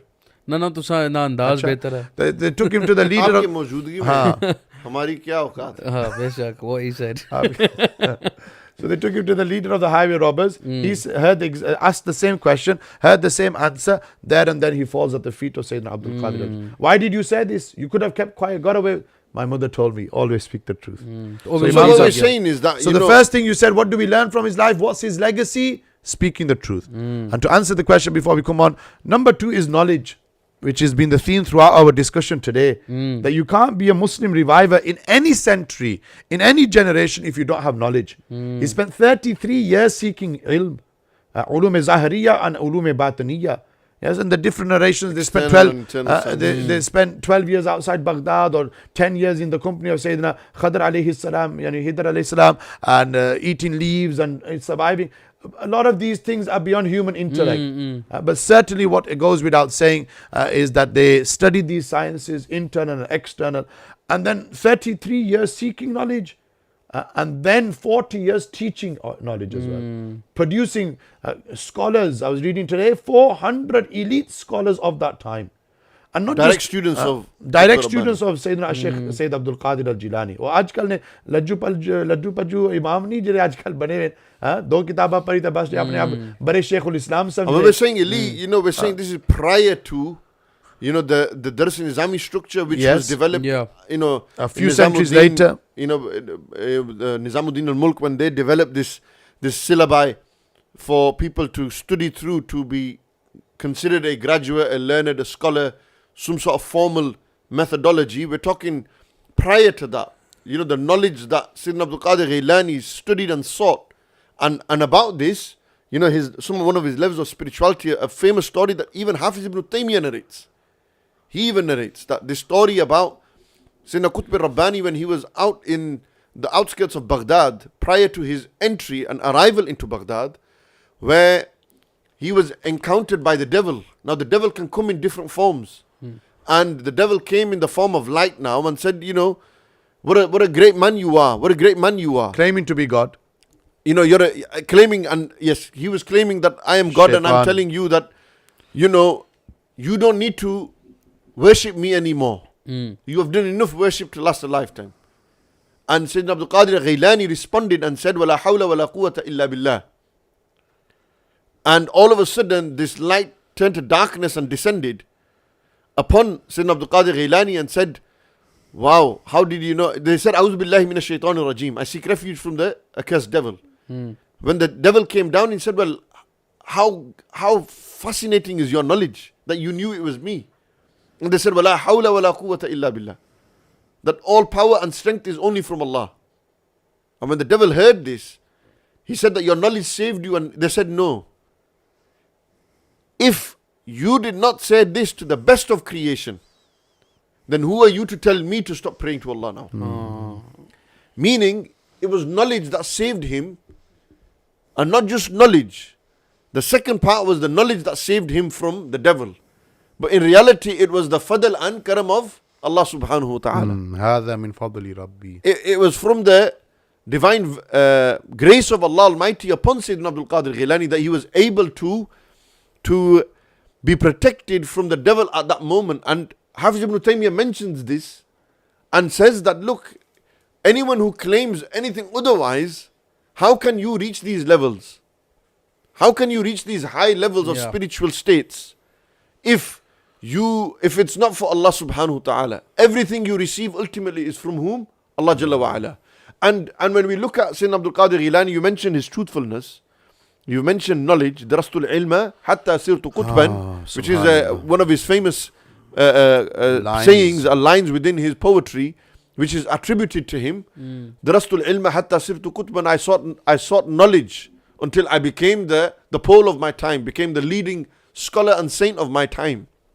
And then the hundreds of thousands that repented on his hands, the thousands that reverted to Islam, Jews and Christians, the countless number of wa'az and lectures and talks that he delivered to the hundreds of thousands of masses in Baghdad. And I think certainly what contributes to their legacy is how they would prepare their murideen to be from amongst the soldiers, the mujahideen in the army of Sultan Salahuddin. Who was a contemporary of that time. So you had Imam Ghazali, Ibn al-Jawzi, Sayyidina Abdul Qadir Ghailani, Sultan Salahuddin al-Ayyubi. You had all of these giants in the same time. Khwaja Gharib Nawaz, 9.7, 9.8 million Hindus directly or indirectly came upon into Islam upon their hands. Khwaja Gharib Nawaz, Mere Khwaja, Aapke Khwaja, Sabke Khwaja. We are who we are today because of Khwaja Gharib Nawaz, khastor in the Indian subcontinent. And there was a mulaqat between them as well. Sayyidina Shaykh Abdul Qadir al Jillani and Khwaja Gharib Nawaz, there was a mulaqat between them and a Qawali Mahfil as well. And the Zameen, this is mentioned in Mehr Munir, one of the biographies of Peace Sayyid Mehr Ali Shah Sahib Rahmatullahi alayhi, and that the earth began to shake. The heavyweights from amongst the awliya, the earth began to shake. And Sayyidina Abdul Qadir al Jilani took the Asa Mubarak, the blessed staff, and struck it into the ground and commanded the ground to remain firm. Yes. But Imam Adil, like these stories, now, I mean, there's a lot of stories that we read and hear about Sayyidina Abdul Qadir Ghailani, and people watching will say that, it's irrational, it doesn't make sense. How do you how would you explain rationally such occurrences? And then that's the first point. And the second point is the reliability. How reliable are these sources? How reliable are these stories? You know, a lot of we for decades now in this country have we narrated so many stories of Huzur Ghusi Azam radiallahu an about him, that how do we know what is said is reliable? Like, how do we know if a hadith is what the Prophet alayhi salatu wasalam said or not? There's a jarh wa ta'deel, there's a whole science to determine whether it's sahih or hasan or da'if or so on and so forth. And usul behind this. Likewise, when we narrate stories of awliya, for the obviously the viewers and listeners who are here, a lot of them may say, well, you know, it's irrational, it don't make sense this. How logically does it make sense? How can you be sat on the earth shakes, etc., etc.? You know, could it have been an earth? I've had people who ask me these questions genuinely. You know, normal people who says, listen, it doesn't make sense. Logically, it does not make sense to me. And the reliability of this, that whether these narrations are reliable, where are the reliable sources to gain these narrations from? What's your input and take on that? I think with the first part of the discussion or the question that you've asked in regards to whether the source is reliable or not. The second, the sorry, my rationality. apologies. The rationality, yes. I think with a lot of this is based upon faith. الَّذِينَ يُؤْمِنُونَ بِالْغَيْبِ وَيُقِيمُونَ الصَّلَاةَ وَمِمَّا رَزَقْنَاهُمْ يُنْفِقُونَ. So one characteristic of the muttaqeen in the early part of Surah, well, in the opening of Surah Al-Baqarah is what? That they are those who believe in the matters of the unseen. So it might not make sense to you and me rationally, but the reality is that where intellect and rationality ends, that's when faith and iman begins. Like for example, the example we give in these discussions is regarding the wiping of the khufs, yes, the leather socks. Now we know that when you wear your leather socks 24 hours for a resident and 72 hours for a musafir, you wipe on the top. But Sayyidina Ali said what? That aql dictates, rationality dictates, or being rational dictates, that you would wipe your leather socks, your khuffain, from the bottom, because that's where the dirt gathers. Yes, that's where the dirt gathers. But they said that where aql ends, that's where ittiba'un nabi begins. But then Imam Adil, just to evolve and carry this on, you know, then came the scholars of kalam, the mutakallimin, those. When we have faith in Allah Jalla wa Ala, what was the need for that then?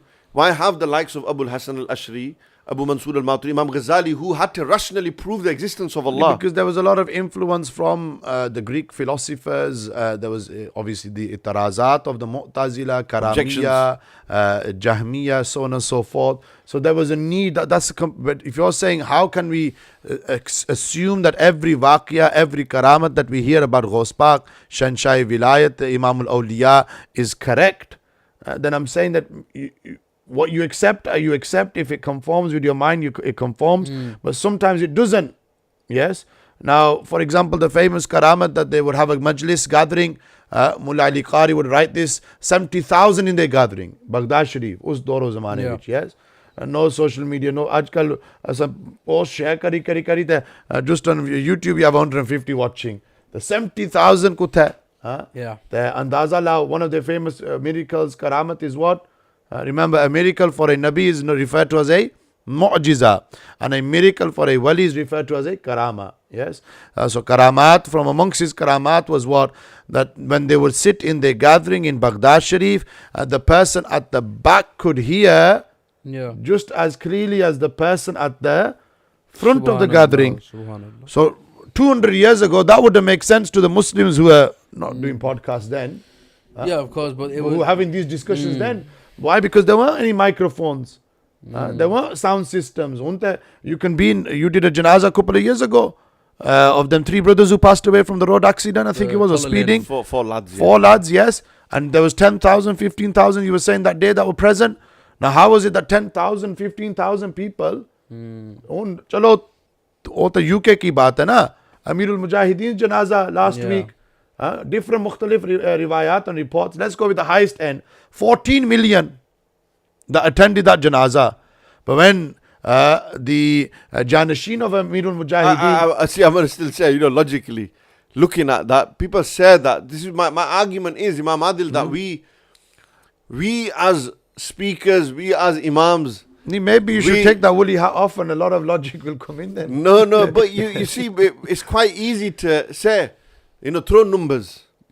How? May I hear? I know what you're saying. But I know you're saying the highest end of the spectrum. Lowest at I'm not 1 saying million. You, I'm not saying about you. You're a man of rationale and logic, and you're very logical. You know yourself that I don't talk without giving dalil and proof and evidence. So give us proof of 40 million then. May I hear that's a news report. No. My top end. Chalo bottom and less than 1 million. Yeah. ठीक है? Let's be realistic. No, because he was saying, Badshai Masjid only has 600,000 capacity. Well, this is according to what Joe told us. 650,000. I told you that. If the people are stood, then Badshai Masjid has a capacity of 650,000. Yeah. Now, if you look at the pictures and compare it, andaze nal, then us saab nal, I'd say about 5 million banda banna hai. Yeah, okay. With my andaza. But andaza is debatable. But you see, you're using the logic of the square meterage of the Badshahi Masjid and factoring that into the drone images that we see of it. I'm just saying that, we start creating... You're saying that we sugarcoat things sometimes. We put a bit of extra. We do. Do we not? And where does that go? Baba, if there were insan there, the malaika ta hai na. जिन्नात सही जिन्नात भी ऐसा ना वो भी शामिल करेंगे नो डाउट लेकिन उन्होंने गिनती उनको तू ऐसा नहीं है we can't see them चलो if you are بالغيب they we accept imam بالغيب you're going to take it somewhere else in the terms of rationality. I'm just saying that people there are objections that youngsters just 1 second there's objections that people will say here the argument will be here. Well, you're telling me a story that it don't make sense logically. You're telling me I know your answer. Look, I know the answer because I believe, but I'm playing the double role here. I have to, because the whole point of the discussion is that people are educated through questioning. See, the question that you put forward, a lot of people will have. Listen, you're on the street, bro. You tell me. Especially from our understanding, I know a lot of people in our own, way of thinking. I'm talking Sunni, I'm talking in our, way of thinking. But they've got questions. They're our people. We've been fed this, stories. You mentioned Khwaja Sahib, 90 lakh, us zamane 90 lakh mulk hai vich nahi, and they can't kind of. But that's why I said directly or indirectly. When we say 9 million, we don't mean directly he did 9. But through his disciples, through his murideen, through his khulafa. When the word 90 lakh is mentioned, the point that baffles them. Yeah, when the point you've just mentioned is never added on.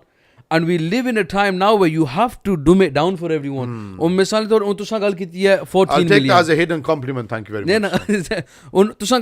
14 million. Some people said 5 million. Some people said 1 million.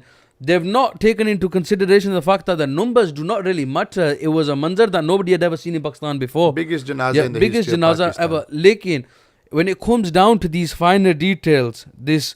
the karamat that you mentioned of 70,000 people and without a speaker, people automatically, and it's a fitrat almost. It's become a fitrat because there has been times within our own kids now, especially the youth, are questioning, and that's because obviously there's other people with other views, counter arguments. Look, this Gaur Shahi, for example. Yeah. Look at the views he's coming out with. But he's on another level. Unna gal ਕੀਤੀ ਹੈ ਕਿ ਸਾਡੇ ਸਰਕਾਰ ਗੌਰ ਕਹਿ ਨਾਨੇ ਗੌਰ ਸ਼ਾਹੀ ਉਹਨਾਂ ਨੇ ਐਡੀ ਬੜੀ ਕਰਾਮਾਤ ਹਨ ਤੇ ਮੁਜਜ਼ਨ ਕਿ ਅਸਾਂ ਅਜਰੇ ਅਸਵਦ ਪਰ ਉਹਨਾਂ ਦਾ ਚਿਹਰਾ ਆ ਗਿਆ ਲੇਕਿਨ ਸਾਊਦੀ ਹੁਕੂਮਤ ਅਪਰੂ ਪੇਂਟ ਲਾਈ ਸ਼ੁਰੀ ਤੇ ਸਵਾਲ ਤਾਂ ਬੰਦਾ ਇਹ ਪੁੱਛਣਾ ਨਾ ਕਿ ਇਤਨੀ ਉਹਨਾਂ ਦੀ ਮਤਲਬ ਪਹੁੰਚ ਸੀ ਕਿ ਅਜਰੇ ਅਸਵਦ ਪਰ ਇਤਨੀ ਪਹੁੰਚ ਨਹੀਂ ਸੀ ਕਿ ਪੇਂਟ ਨੇ ਉੱਪਰ ਵੀ ਆਈ ਜਾਣੇ ਸਨ. ਇਹ ਵੀ ਤਾਂ ਬੰਦੇ ਨੇ ਜਿਹਨੇ ਸਵਾਲ ਉੱਠਣਾ ਨਾ. But they it's illogical. It's illogical. It's illogical fallacies. These are just lies. People are building it on lies and no truths. How do you then differentiate? But that's an extreme. That you can easily differentiate. And then people, you can. I know you can. But I'm asking the question here, the thought here. People will then say, oh, it's all the same. Sari ye jinn.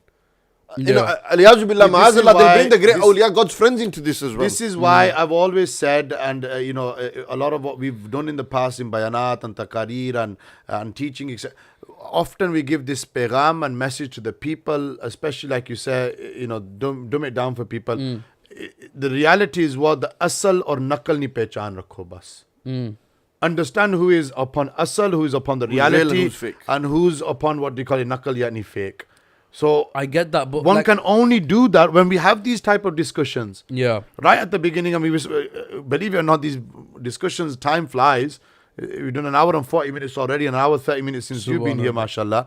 And if you've been following the discussion from the beginning, and mashallah, we've got about 150, 200 brothers and sisters watching, if they're not debating in the comments and in the chat, because we're keeping About COVID. we're keeping an eye on you. If we're looking at our phone, then we're obviously keeping an eye on the comments, because you never know. We are distanced, alhamdulillah. Yeah. I got clear kari It's a good meter there. Huh? Good meter when you took your legs in. Yeah. I'm breathing a little bit. I've got the antibodies anyway, so you lot are from the same bubble, and I've got the antibodies, so we're sorted. There you go. I've You know been, what was phenomenal? Yeah. Those who are in the comments causing a war. the daleil mangso What's going on here? apne test result bhi email Yeah. kari jo Yeah, hamare ko please, anti man. and uncle bodies hai hamare ko. They got nothing better to say. But you know what I'm saying is Imam Adil, like, just I know what I'm asking here. What I'm asking yourself here though is this. How do you know? You're saying asal from naqal. Yeah. How can you say this is asal narration, not a naqal narration? What's the yardstick? What's the way you cipher? Like in hadith, we know if with Sahih hadith has 5 conditions. With matters of history and with matters of tabaqat and tarikh, there's always going to be that element Qasas. of there's always going to be that element of is it going to be right, is it not going to be right. You get that even in non-Islamic history. Of course. It's not going to be 100% accurate. When you study history in school and so on and so forth. So there's always that element and dimension to it. So it's not going to be 100% accurate. But then you've got a chain of narration, which we in usul al-hadith or ilm al-hadith we refer to as that narration which reaches the highest level of transmission is referred to as tawatur. Yes, mass transmission. Where you have a minimum of 10 narrators in every generation that narrate that particular karamat, in this case with Huzur Ghaus Pak or Waqi'a or whatever. The things in relation to their basic biography that everyone accepts. Born on the 1st of Ramadan in the year 470 in Al-Ghil, 478 after Hijri in Al-Ghil or Al-Jil, depending on how you pronounce it. Modern day Iran. Father is Abu Musa Salih Jangi Dos. Lineage goes back to Imam Hassan Mushtaba. Mother is Ummul Khay Sayyidah Fatima. Lineage goes back to Imam Ali Maqam, Nawasai Rasul Nabi Ka Nur Ain Imam Hussein radiyallahu ta'ala anhum. And then you've got 18 years old, they went to Baghdad. And then you've got obviously different the basic aspects of his biography everyone accepts. 49 children, subhanallah. Ghaus Pak had 49 children. Yes, and then they left this dunya in this month of Rabi'ul Akhir in the year 561 AH. Yes, 91 years old they were. These basic aspects of their biography everyone acknowledges and accepts, because it's been transmitted through mass transmission from the time of Ghaus Pak till today. Whether we find it in their books, in their works, or whether we find it amongst the Amatun Nas or Khawas, yes. But in terms of the Karamat, I know what you're trying to say. There is always this element of shak or shubat, but we have a process of recording these things. And this is why Islam is quite unique compared to other religions. No other religion on the face of this earth has a level of stringency and recording and transmission and having asanid in these matters like the religion of Islam. This is the beauty of Islam. It's found upon transmission. Yeah. What was it? Muhammad ibn Sirin, if I'm not mistaken, rahmatullah alayhi, who said that this deen is found upon asanid.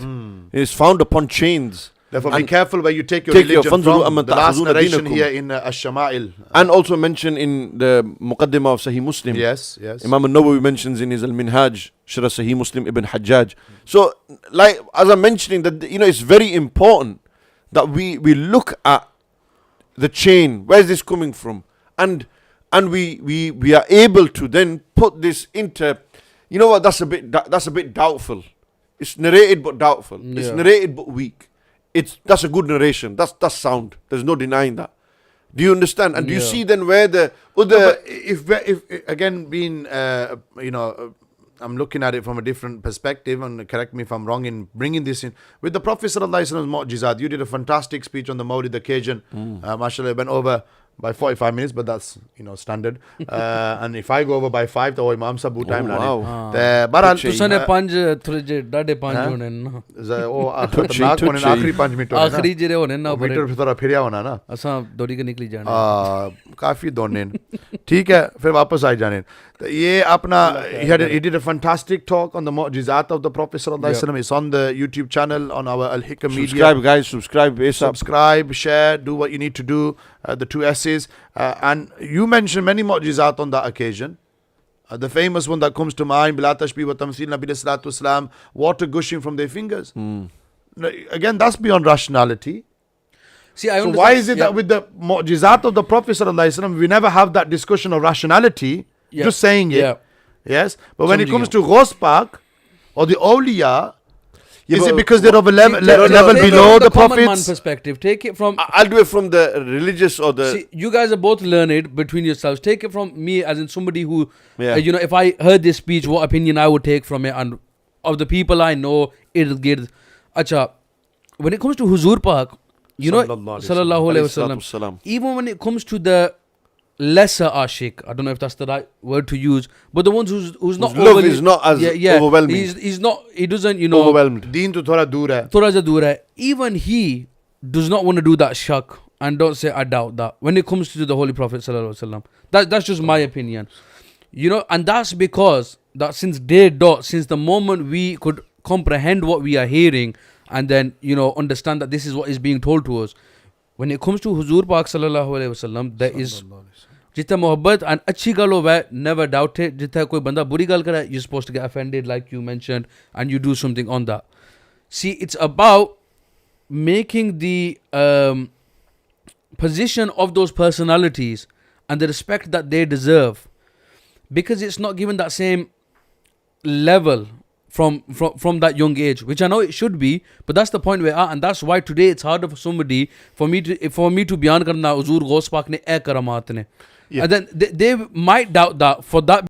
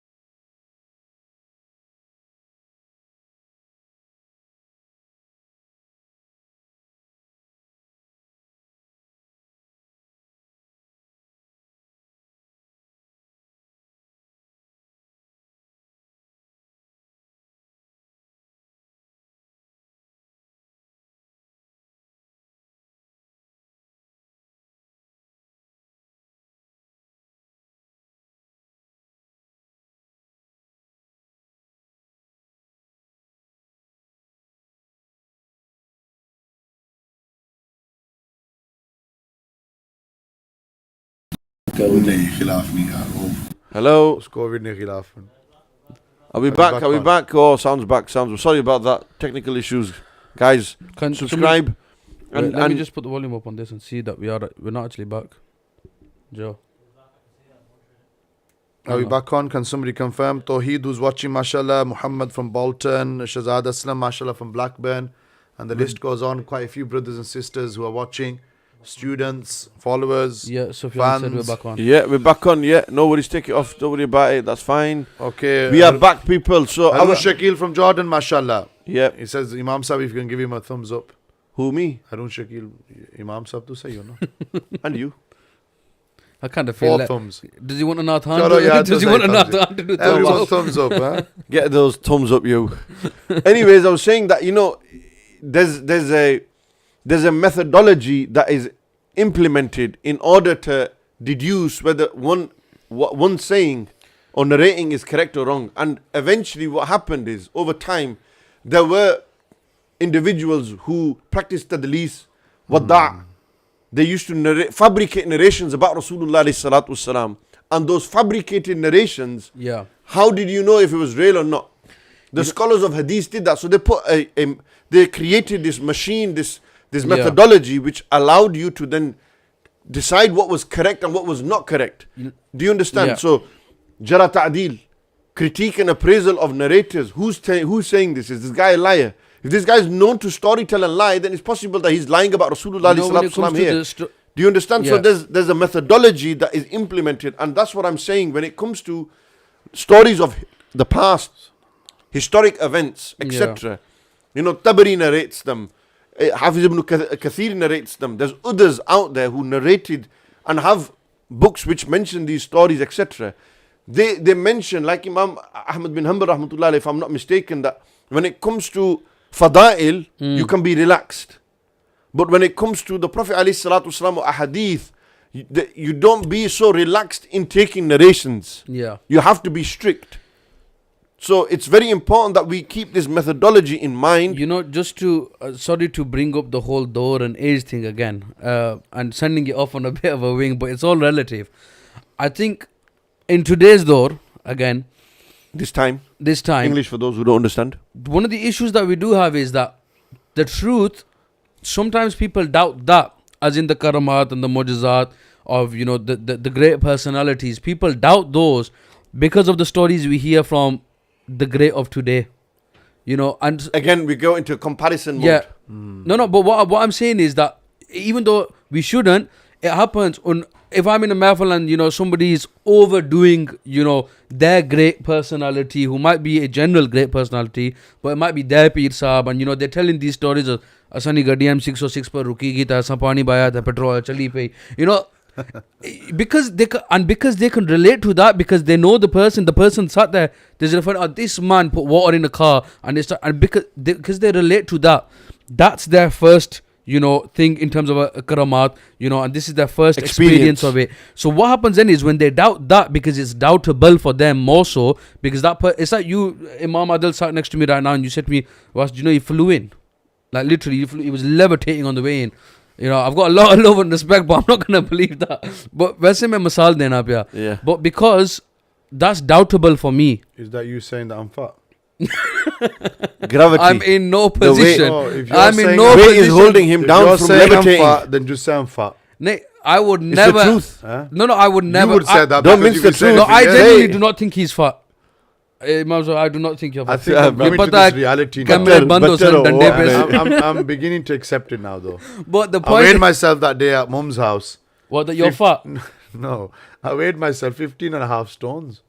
मैं तो shocked हो Are गया you यार. serious? Shocked हो गया. वो उस लिहाज नाल था, in the words of Sabir Sardar, मैं कुछ भी नहीं.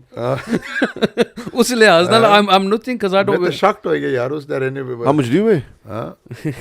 We need a podcast just on that. अच्छा. We have to set up a poll first before we Yeah. tell anyone. Mashallah, you did I'm very well weighing last 12 time. stones 8-9. I've lost a stone. I was about 13-8. I'm about 12-8 now. I broke my jaw. Well, I didn't break my jaw. My jaw got broken by a close friend of mine. He punched me whilst we were playing We football. won't name and shame. Yeah, but he probably might be watching. He might not Just be. mention the football part again. We need to make that. Yeah, clear. no. I didn't get in no fights or anything like that. Please don't get confused or make stories up. Please, this is another problem. People start making stories. You say one thing, but this is the out point of that I'm context. making. This is what the point I tell you what. There's a sick one. Just about context. It's so important, man. massively. I'm on the football group. That same group. Yeah. And one of the lads, he's put a tweet, screenshot it and posted it on there, and let me read it out. Just 1 second. I'll be back. We'll just wait. Yeah. I'm back. and it was so right, man. It was so important. Let me. Jawad Sahab, is the sound working? No issues, because it seems like Mabruk, congratulations to John and Zulkifl for getting married early this evening. Alhamdulillah, we conducted their nikah and issued the certificate. May Allah accept their marriage and keep them united throughout their lives. Ameen. Thank you for the wonderful food. To who and who? John and Zulkifl, and there's 2 men standing there. They got married. Yeah. So what do you assume there? What do you think? First assumption is, yeah, they got married to each other. But now, obviously, Right. because I know the Now discussion the we're having. context. Yeah. This is the problem. When you read something and you don't put context, there might be a story before it, context after it. We take things out of context. Oh, he's wrong. Oh, this is wrong. Oh, that's wrong. Please note, next tweet, Sister Zulkifl is not in the picture because we don't flaunt our women on social media. The Imam is on the right congratulating the groom on his nikah. See how that context, see. Now, when I read it first, even I thought, wow, the guy's got a beard. It can't be, man. And then the next tweet, Did he say John and... Sister Zulkifl. Okay. Now Zulkifl is a male's male's name, but chalo, they Prophet's put it to a female. But the man standing next Yeah, to but the... you can't blame people for that. That's an easy, confusion. No, but what we're saying to people is, before you jump to assumptions, It's like ask that, context. It's like that video that went viral of the Imam who did the nikah and then kissed the bride. Did you see that? No, I've not seen that one. Well, Imam Adil, tell us, please. I think, Maybe it was should have bought it. I think it was going viral in the Molvi WhatsApp groups. Right, Oh, okay. they viral हो सकना. It's It wouldn't come out to the public. Oh, pata nahi, फिर बाद ही पता लग गया. A lot of fatwas going on him. बाद ही पता लग गया is the bride's His father. daughter. Yeah, the Oh bride- yes, you know what? Now it rings a bell. Yes. It rings a bell. So, yeah. We were if you quick don't to... contextualize it, Big problem. Always siyak and sibak is important. Don't take anything. Do not just hear something and say, oh, I heard. Kafa bil mar'i kadhiban and yuhadditha bi kulli ma sami'a. Or kama qala alayhi salatu wasalam. It's enough to be deemed a liar. It's enough for a person to be deemed a liar that he narrates whatever he hears. I heard this here and I've told. Have you seen? Do you know? Context. I don't know if you're going to pull me upon this one afterwards, but I think you're a prime example of this. Somebody who's suffered from this victimization on social media. If we're going to be genuine, Yeah. somebody who's suffered from it, and a lot of ulama go through it, and people who base it on hearsay. Yeah. They don't Don't know the facts, don't know the truth, They don't don't know know what's the happened. reality. They're very quick to then make the assumptions, share that with other people as well. And News again, come out, or this happened. You know what it is? Sometimes, no matter how much of the context is put forward, drama sells.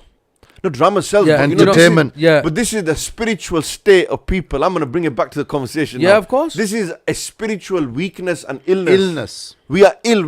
Our hearts are so ill. Yeah.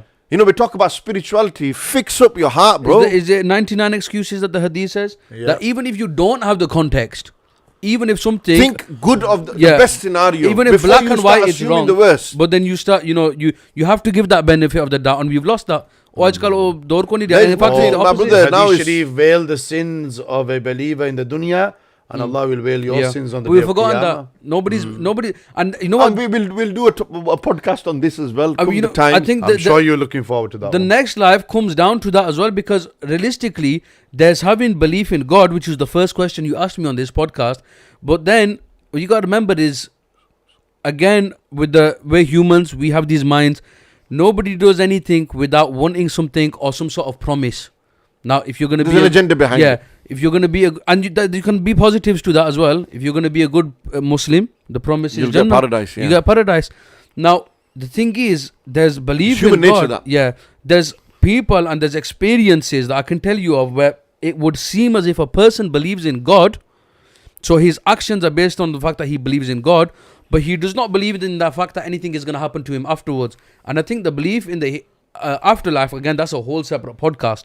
That discussion comes massively down to the spiritual state that we're Now, in somebody today. might say that, and I'm number one in this, very quick to point out fingers about X, Y, and Z. Oh, yeah. Flana P is like this, Flana Nathwan's like this, or these are deviant, stay away from these lot, stay Yeah, away from you pick out, yeah. Yeah, but the reality is that's two different things. Yes, identifying the fault and the illness of a person, which leads to other people falling ill, the blind leading the blind, is something which is, you correct me if I'm wrong, mashallah, a very learned individual here. Allah Almighty is ada in the Quran as well. Yes, Allah Almighty Himself highlights, the traits and the behavioral patterns and attitudes of the hypocrites, and similarly that of the To make kuffar. aware of deviancy. That's something different. يُضِلُّ بِهِ كَثِيرًا وَيَهْدِي بِهِ كَثِيرًا. Because I know some people say that, or that because if you're trying to justify one aspect of it Yeah. by saying, oh, we shouldn't expose and we shouldn't do this, then why do you do it for? Because So- I've had that before. Well, yeah, I can imagine it's. Yeah, I've had that Yeah. before. That you're very quick to point fingers at others. Why not look at your own house? Yes. You understand? Does it ring a few bells now as well? Yeah. Because I think Chiming away with that. chiming away in there. So this is something that we have to understand. That it's the job of the ulama. ta'muruna bil Yeah, because ma'ruf you're in that position to wa do that. tanhauna Yeah. 'anil munkar. Yeah. Okay?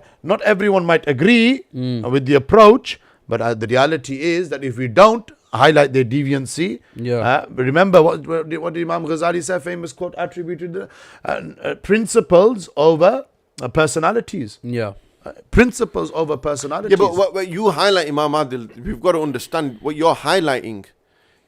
You know, I mean, I don't even want to go into my discussion or topic or whatever's happened with me in the past, for example. But what you highlight specifically, Imam Adil, in your defense and in the defense of those who highlight and do what you do, Yeah. is in relation to deviancy and misguidance within a person's creed. That if you And his listen to such belief. and such and belief, you know, this is detrimental to your faith and that. not just in terms of i'tiqad and belief, you know, it's also in terms of deviant practices as well, which is you've alluded to a few times in this podcast. No, but it's safeguarding, There was an isn't it? example And the of word that. safeguarding is used, and I'll be open here. You know, where it came in my regards is the case of safeguarding against children. When, let's be honest and frank, you know, I'm sat here, I'm in my office, for example, there's a DBS CRB.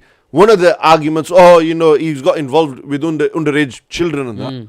You know, it's we've whatever's done was done under the means or remit of safeguarding. Yeah. But where? You see, there's a clear difference in what you've done and what happened in my case. Where that's Yours not was an accusation. What Imam Sahib counters is somebody's action. They've done it in the public. Matlab sare aam, because a lot of the stuff that you counter is to do with the, and again, I'm going to talk like the layman because that's why I am. I mean, how we would word it is that it must be majlis which jo kuch hona reha hai, whatever's been happening, which is in the public, somebody's action which is already out there. Again, you've got your andaz, other people have got their andaz. But when it comes to your thing, yours was a accusation which, at the end of the day, if something's got no backing, you're limited as to what you can say or do to it. Whereas Imam Sahib, when it comes to your kind of andaz and from the field that you're looking at it from, is different because it's something that's out in the open and it's in regards to belief and it can ruin people in that sense. Yeah. So the way you act on it, you're allowed to have different ways of dealing with it. Where a person is weak in his action is not as detrimental as a person who's weak in his faith. Yeah. It's something that's weakening the faith of a person. That's what Imam Adil works on. Yeah. Like, look, you know, stay away from this because this is going to weaken your akida, your creed, what you believe, your structure, your basis, your foundation. Yeah.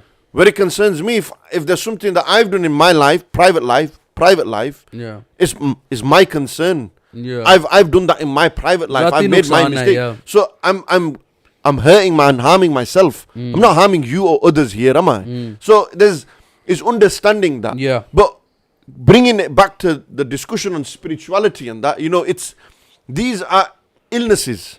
And when we look at spirituality isn't just the higher level in state of iman and higher states of faith that a person reaches. Rather, it's actually the opposite spectrum. It's the call of people who are Sayyidina ill. Umar. It's the call of Sayyidina Umar radiyallahu ta'ala anhu, that don't measure a person's spirituality or piety or their taqwa based upon their salah or their giving of charity. Look at their muamalat, look at their dealings, look at their sidq, look at their character. It reminds me of a quote that I seen. You know, I love my quotes, but I don't know if it's got any Islamic background to it or not. But the quote was that Allah loves the tears of a wrongdoer more so than the tasbih of the arrogant. And you know, it kind of, It could be a call of one of the awliya, which summarizes the hadith of Rasulullah sallallahu alaihi wasallam. Hazrat Ali is the kind Mullah of Ali reference. radiallahu anhu is the reference. I don't here. know. I mean, I know we're transgressing in our discussions. We're 2 hours in, and to be honest, it's sometimes difficult to stick to the topic in the time frame. But we're having these productive discussions, and people probably are relating to them. I don't know about your lot's stance on this. And in hindsight, the discussion we just had about transmission and chains of narration and so. A lot of people are attributing such and such a call to Maulana Room, for example. Yes. Mathnavi Sharif, others attributing such and such a call to Sayyidina Ali. again, what is the level of accuracy in them? You know, I take it with a pinch of salt. Just to swing it in my common layman sense. You are playing the layman's role today. If what it says is not bad, is it such a bad thing? No. If something is good, look, wisdom is the lost property of the believer. Al-hikmatu dalatul mu'min. If there's good in it, then its automatic return is to who? The believers. Because goodness comes from the people of Iman. Lost property of the believers. So if it's a saying and there's good in it and there's no reference and name attached to it and there's no attribution, boom, we'll take that because there's good in that. Well, it comes back down to that point. How do you know what is being said is said by that person? Do you understand? We know. But there should come a point where that matters as well. What my point being about if it's good, then take it. Like the quote we just said now. Say somebody wants to have a debate. Did that come from Hazrat Ali or not? Or did it not? Yeah.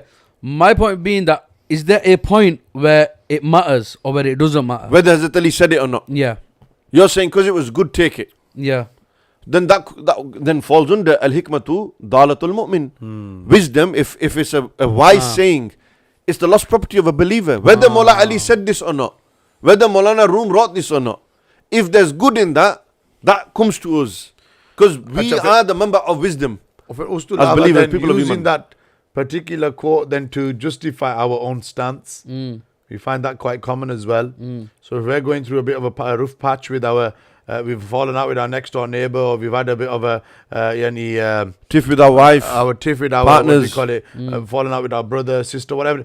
Then we'll use that quote. Yeah, in our context. It really vexes me. We use that quote because it fits our situation, and we'll share it on WhatsApp. Yeah, or we'll share. I'm trying to do because it's happened to me a few times. Trying to do ishara to that person. When you're not really getting what he's trying to say, or you're not trying to understand it from that perspective. That's on that individual then, innit? Yeah. He's using it the wrong way. There's no point me having a tiff with someone else and using the call of Mullah Ali to, make them look like a bad person. That's on me. What I'm saying is, for example, say I'm giving advice to another layman, layman giving another layman advice, and I use something like, he's like, I don't want to go back to the masjid, and I'm really depressed, but I can't turn to Allah because I've done all this. Say I use that exact quote, the one about the tear of the wrongdoer is worth more than the tasbih of the arrogant. Tear of the sinner. Say I use that, and he wants to have a debate as to where it's come from. That is where I can then be in the position that because it is good, based on what you said, that it doesn't really matter where it came from. This is the attribute given to it, like, it doesn't really matter. Yeah. I wouldn't be breaking any rules there, would I? No. Look, it's a saying. End of the day, it's a saying. Rome wasn't built in a day. Who said that?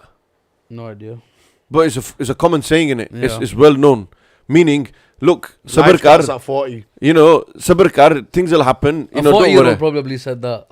No, but somebody probably at 80 said that. Yeah. When looking back at life and said, I'm 40 years. You know what? Now really life's begun, because the first 20 years I was a child, and the next 20 years I was growing up and realizing, and I made all my mistakes. I'm 40 now. I should be not making mistakes now. I should be I'm in my peak. I'm in my prime now. I'm just topping my prime, going into Shaykh, for example. So what we're trying to say is that these sayings, a lot of what you read, a lot of what you hear, a lot of what is said, it should be reference and be within the methodology. Yeah. It's got to make sense rationally, akalan as well. Yeah. A lot of these things have to be factored when discussing and mentioning points, etc., etc. And in turn, all of this then affects a person's spirituality, because that's our discussion today, right? Yeah. Our overall discussion, and then we've touched upon the more specific discussion of the Muslim reviver.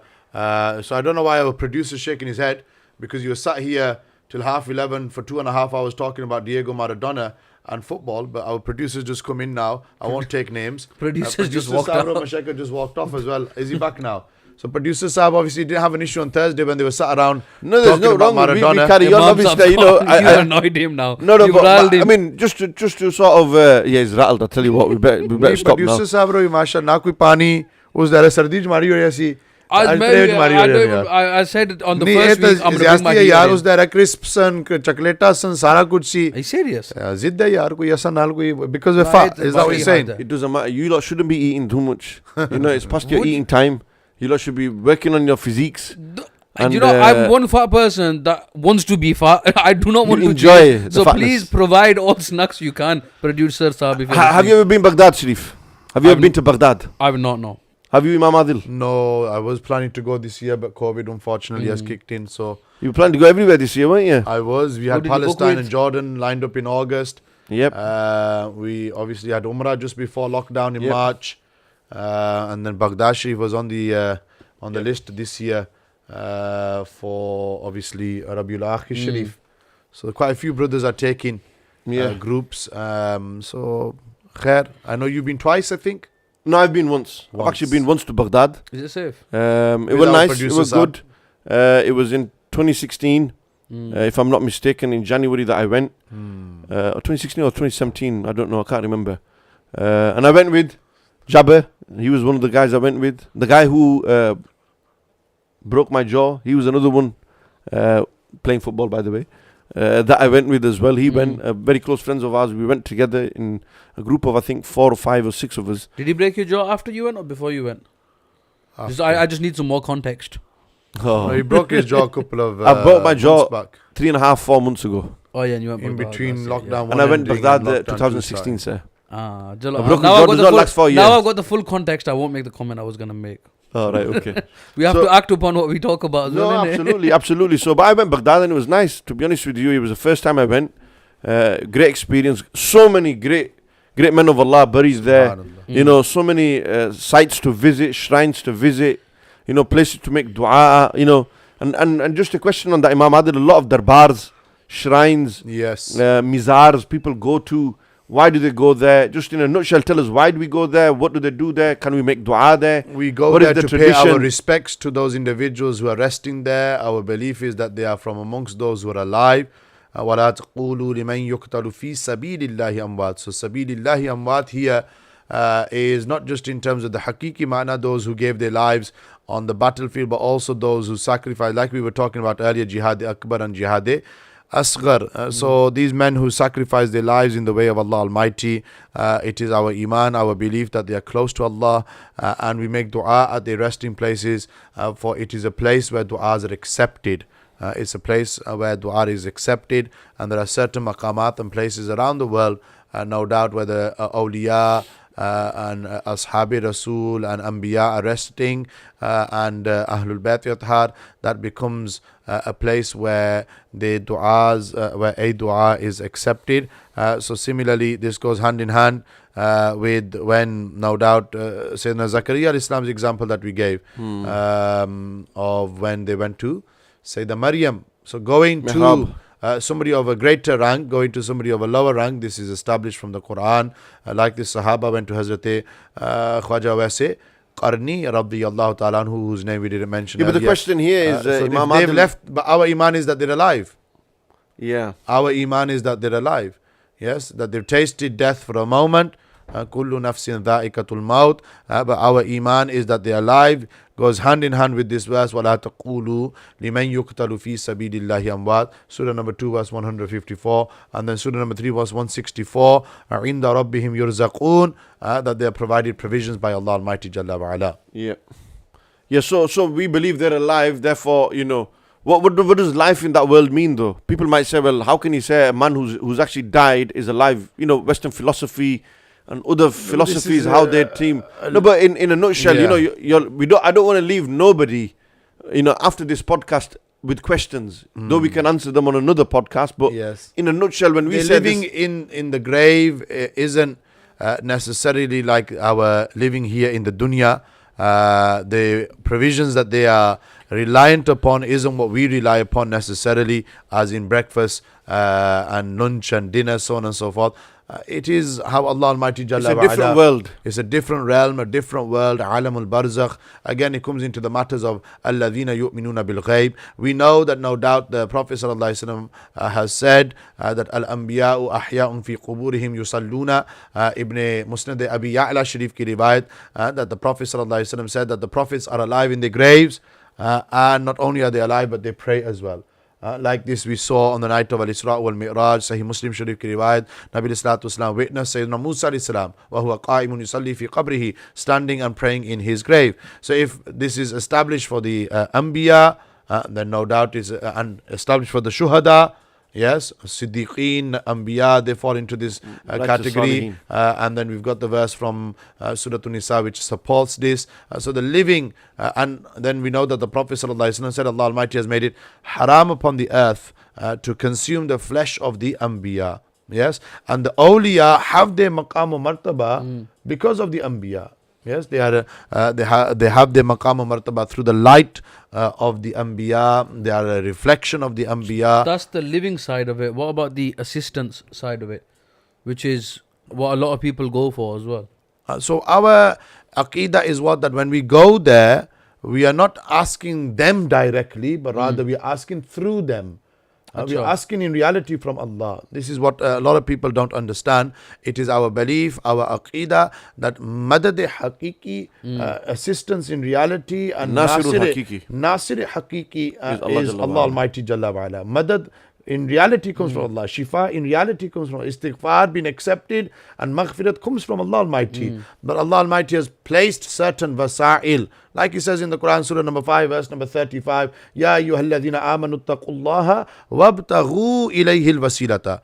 So here, Shah Waliullah Muhaddis Delvi said what? That this means seek a means of approach to me. Allah Almighty says seek a means of approach. What this means is that you take a spiritual guide in the dunya. Shah Waliullah Muhaddis Delvi says, and then also you seek a means of approach through the men of Allah Almighty to Allah Almighty Jalla wa Ala. Yes, be that the Anbiya, Mursaleen, Awliya, so on and so forth. And someone said here that means of approach means through terms of salah and so on and so forth. Actions. But Ziauddin Madani, Qutb Madina, they give the understanding of this that ittaqullah actually refers to and covers the angle of actions. Wabtaghu ilayhi al-wasilati actually refers to wasilata refers to the man of Allah Almighty Jalla wa Ala. So we go with this iman and aqidah that in reality it is Allah Almighty Jalla wa Ala who is providing so it's important that we understand that, you know, these are fundamental understandings pertaining to you know, when visiting graves, etc., etc. And, you know, just an important point in relation to, you know, the life of people. A person dies, death is the term given to the separation of the body from the soul. So when a person's body is in the grave, the body itself, and we'll do a podcast on the grave and stuff like that, but with regards to the soul is still alive. The soul has tasted death. Death meaning separation from body and soul. Yeah. It's tasted, and now the soul is still alive, but it's gone into another realm, another world. A world where the souls are staying up until the day of judgment. And in that world, there's levels. In that world, how good you've lived in this world, it'll be according to how good you will have a time in the waiting room, which is deemed as the barzakh. So it's very important for us to understand that. And any normal human can go into the barzakh as well. You don't Everyone have to goes be into the awliya. barzakh. Muslims, non-Muslims. Non-Muslims, but there's levels. Like there's, you know, the non-Muslims will be at the lowest. You know, they'll be in the worst and they'll be getting punished in that world. So is that They'll within be the grave? punishment inside the grave. But the Physical barzakh is not in the punishment. grave, it's the soul. The physical body itself is inside the grave at that time. But then it opens the discussion, what gets punished? Does the body feel the punishment? Does the soul get the punishment? Are the body and the soul connected even after death? And, you know, these are all questions we can elaborate on later. But in a nutshell, with regards to the spiritual sages and masters, they are alive inside the graves or inside the barzakh. With that in mind, we also want to make it categorically clear that it is from amongst the ta'limat of the ulama Rabbaniyin, bil khusus Sayyidi Ala Hazrat has written a full risala upon this, that prostrating and doing sujood at the mazar, the resting place of any of the awliya, is qat'an prohibited.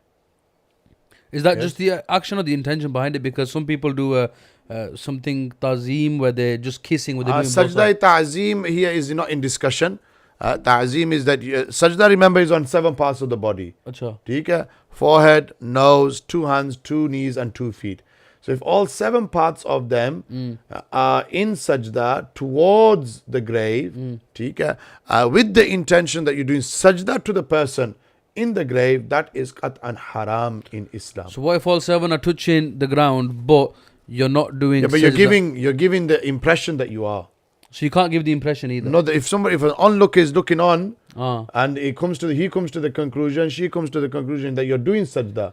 So you might be doing on 6 parts, you might be doing on 5 parts of the body.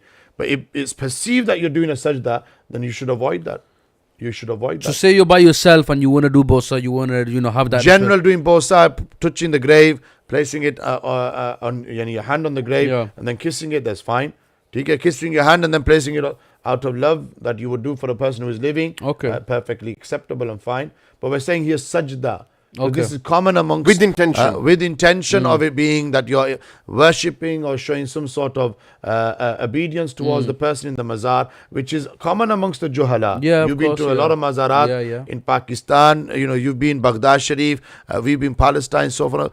So we see this amongst people, ignorant people. And again, this comes down to what we were discussing earlier, a lack of knowledge. Yeah, but in our Sharia, doing sajda to ghairullah is haram. Why? Because sajda is only prescribed to Allah subhanahu wa ta'ala. In Sajda as in the action and intention? Intention is only for Allah Jalla wa ala. But where it comes to, for example, the previous ummams, doing sajda to other than Allah Almighty out of respect was accepted. What was the word you used? Other than Allah Almighty was accepted.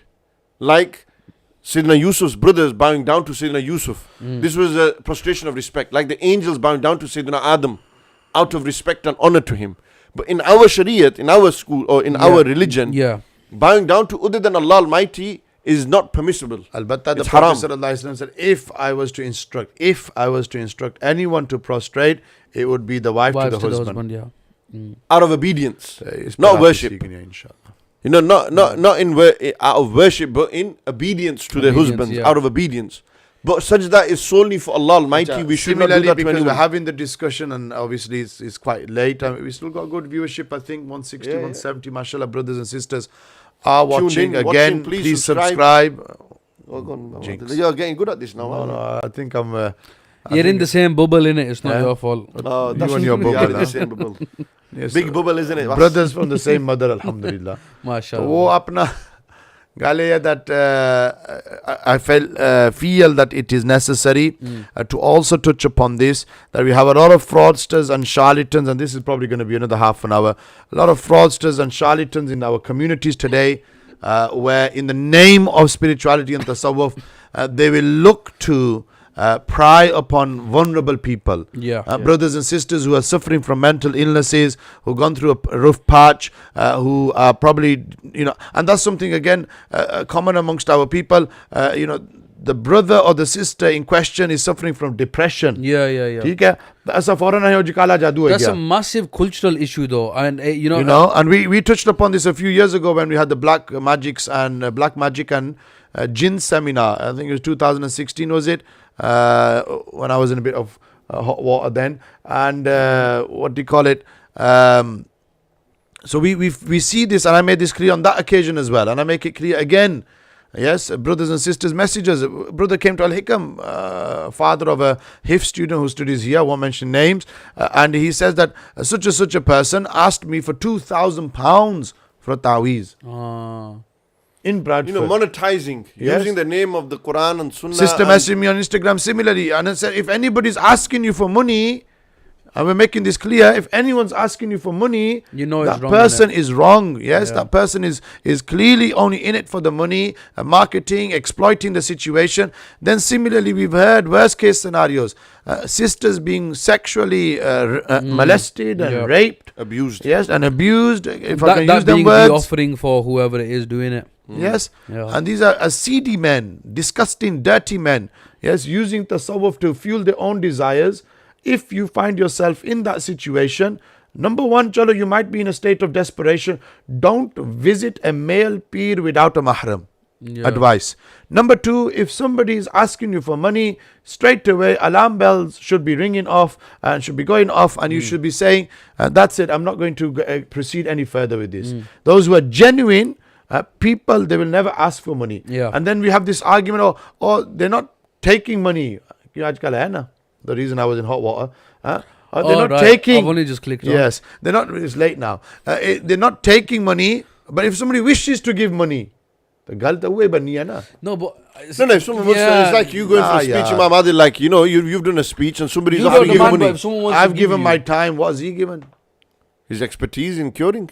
I'll give it a rest. No, I'm giving an example. You No, know, no, I'm but just look, saying. for example, say I need A assistance. genuine man of God. Say I go to IMAH, for example. If it's not, I'm talking about if it's not a genuine man of God. Okay. I'm talking to those people who say, "Oh, ji, asane peer sahab kuch nahi lene." Tajhe di aur tajhe bas tusne neki hai. So Yeah, basically no, saying give. but it's Indirectly. It's harder to do. For example, say I go to IMAH. He's my magical. Why spooky- you put my name, say Imam Adil? Nah, because I don't want to see. I want to keep him for the legit one. You're the magical spooky master, yeah. Don't, I'm not into any of that nonsense. So I've gone to IMAH, for example, for I've got a few issues, and he sorts my problems out. Doesn't ask for a penny. Again, contextualizing it, he's not married yet. Yes, so before people start, Why did that have anything to do with anything? because you're not. Yeah, I know. So I don't want people making stories up or he's got issues in his marriage. All right, okay. No, this is all Protecting you, exemplary. I don't actually have issues. You've got to say, yeah, you yeah, break yeah, it down. so- Yeah, like it's you a said. well- Okay, now, okay, day and this age we is live in, they an take example words out. I'm giving that Imam Saab is this. A person turns up. Yeah, a person turns up. Hypothetically speaking, thank you for that, producer Saab. Anyway, so I come to you, for example, he sorts my problem out. Yeah. He doesn't charge me a penny. Yeah. I then, out of appreciation, gift him. How do I know that he's only done that because he knew I was going to gift him something? You can never know, can you? That's the reality. Yeah, no, so what other Yes. conditions can we have to know who's real and who's not? Well, No, but I we think mentioned it. we How mentioned so many. You know, why would you go to someone who is not learned, who's not practicing, who's not educated, who's not got a chain, who's not got none of that, who misses his salah? These people can't help you. And Help is from Allah the Almighty. only thing that's going for him is a good marketing team. Yeah, I suppose so. You yeah. get me? You know, that's what you call fake a con artist. On the apparent is one face and behind closed doors is another face. No, it's finding genuine, real people. And when you bring Hazrat Ghosi Azam into this conversation, Sayyidina Abdul Qadir Jillani, when he was asked what is the best litany that one can recite for troubles, said open the Quran. Yes. Yeah. All your answers are in the Quran. All your cures and problems and situations that you need cures for, you'll find inside the Quran and the Sunnah. Go back to the Quran and Sunnah. What was the way of ruqya? You know, when you do ruqya, it should be the words of Allah Almighty, that when you wear a ta'weez, when you wear something around your neck, you're wearing it with this intention that Allah is going to give me the cure to the power of these words. These words are a protection for me. And we can go into the legalities and the permissibility of that. There's no denying. You know, we don't even need to go into that. We're saying that people who are using these opportunities to exploit innocent people and make money from them and abuse them, this needs to be pointed out, and it comes under that safeguarding issue. Yeah. Yeah, To save massively, people yeah. from, con artists who have no intention but to satisfy themselves or to do anything in that regards and make the pockets And full. then 9 comes times down out to of 10 when these education. ta'wizat are opened and looked at, they have no verses of the Quran in. There's devil pictures on there. There's all Devil's sorts happening pictures there. and all sorts, and it has the adverse effect on that person. और ज़्यादा बीमारियां हो जानियां. ताकि वो तो सब- customer मुड़ना रहे. बस Yeah. पूछ गया होना. तो वो बकायदा इस तरीके, and then they have a pay package as well. यानी Subscription. ना एक Monthly, पहली you know, किश्त पर इतना दे होता है, फिर अगली किश्त पर Oh, yeah. if you do this and this, and then we've got the other issue that as Imam Sahib alluded, if you're not reading your namaz, if you're not fasting, if you're not giving zakat, if you're not performing your umrah and hajj when you have the means to do so, you're not reciting the Quran, you're not reading tasbih, then you're going to expose yourself to these things. Yeah. It goes without saying. Yeah. People say, oh, hamaari kismat hai ye, to, do something about it. Be positive. Seek knowledge. Become people of ilm. Become people of spirituality, as we're discussing today. Become people who have an attachment with the Quran. Today if our 3G or 4G is not working, and aajkal 5G bhi chalna, the tufan ho jana ji, oh Yeah. ji, my Wi-Fi is not working, my connection's weak. And what about our connection with the Quran? Subhanallah. Before going to a Peer Sahib, and I'm a huge advocate of Sahih Aqidah, Sache Pakke Peer, yes? Those who are crowns upon our heads. Jere aajkal ye 2 number churlu murlu jere finne na, Allah ina bachai aur our Sunnis, You unfortunately, need a copyright that chullu mullu part, I got it from Peer Sayyid Nasiruddin Nasir. Acha, If anyone, mashallah, who did justice to this particular field and highlighting the issue within our Indian subcontinent culture. It was Peer Sahab Nasir Millat, rahmatullahi ta'ala alayh. But I want to conclude by saying, because mashallah it's been 2.5 hours, even though we've got brothers and sisters still watching, we don't want to bore everyone. Alhamdulillah, I think we pretty much touched every topic that we wanted to discuss. Be careful, don't trust those people, there's question marks around them, stay away from them, so on and so forth. At the end of the day, if you really want to be, safeguard yourself from the spiritual illnesses and ailments out there and the influence of the shayateen and jinnat, become consistent in your 5 daily prayer, punctual in your salah, read the Quran and do tilawat of the Quran regularly, and attach yourself with good people, good company. A good company has obviously positive effects. So I think that's very important. So we've highlighted obviously some, I want you to take a few of the names as well, but I don't want to. I think Gohar Shahi we mentioned, somebody who you need to stay away from. A lot of youngsters, one or two people that you know as well. Yeah. Big lads on that. Yeah. So one or two people that you know who have fallen for his trap. And we'll openly condemn such individuals. There's many fitnas out there that we should be. And that's another thing, Imam Sahib. Sorry. Forgetting the saving basics, ourselves. A lot of people assume because they message me or they message you, or Imam Sahib speak about such and such, like this kid from Australia. What's his name? Haris? The one who's become a homosexual or something and became an atheist or left Islam. Maulana Mustansar did a... No, that is Jaseen. Whatever it is. That is Jaseen is originally from Afghanistan. Acha.